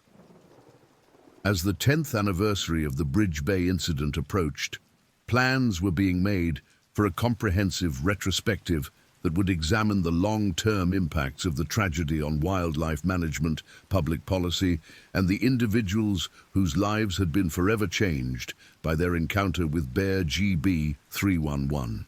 The retrospective would feature interviews with survivors, family members, emergency responders, and wildlife experts who had been involved in the incident and its aftermath. The project would provide an opportunity to assess how effectively the lessons learned had been applied to prevent similar tragedies. Margaret and David Patterson, now in their mid-60s and fully recovered from their physical injuries, had become spokespeople for wildlife conservation and wilderness safety.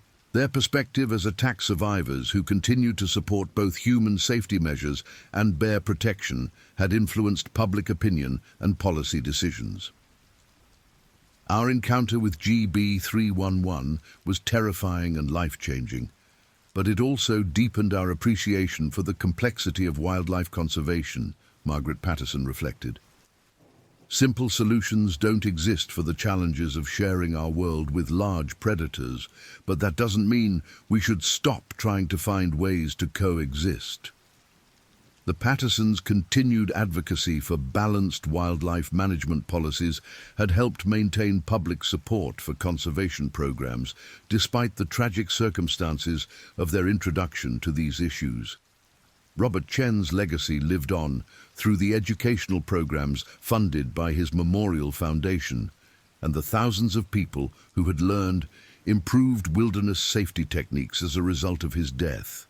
His family's decision to channel their grief into constructive action had created lasting benefits for outdoor enthusiasts and wildlife alike. The Bridge Bay incident had become a watershed moment in the history of human-wildlife relations, marking a transition from simpler approaches to conservation toward more nuanced understanding of the complex factors that influence animal behavior and the sophisticated management techniques required to protect both humans and wildlife. As wildlife populations continue to recover and expand into areas of increasing human activity, The lessons learned from Bear GB 311's tragic story became increasingly relevant for wildlife managers, policymakers, and outdoor enthusiasts throughout North America and beyond. The incident served as a permanent reminder that successful conservation efforts created their own challenges, requiring constant vigilance, adaptive management strategies, and the wisdom to balance competing values in pursuit of solutions that honored both human safety and wildlife protection. Mike Turner, now in his mid-50s and nearing retirement, continued to carry the emotional weight of those 3 minutes at Bridge Bay, but he had learned to transform his trauma into a source of strength and wisdom that benefited countless others who faced similar challenges in their efforts to protect both people and wildlife in America's remaining wilderness areas. The story of July 14, 2024, would be told and retold for generations to come, not as a simple tale of human triumph over nature or nature's revenge against human encroachment, but as a complex narrative about the ongoing challenge of finding ways for humans and wildlife to share an increasingly crowded planet with wisdom, respect, and mutual survival.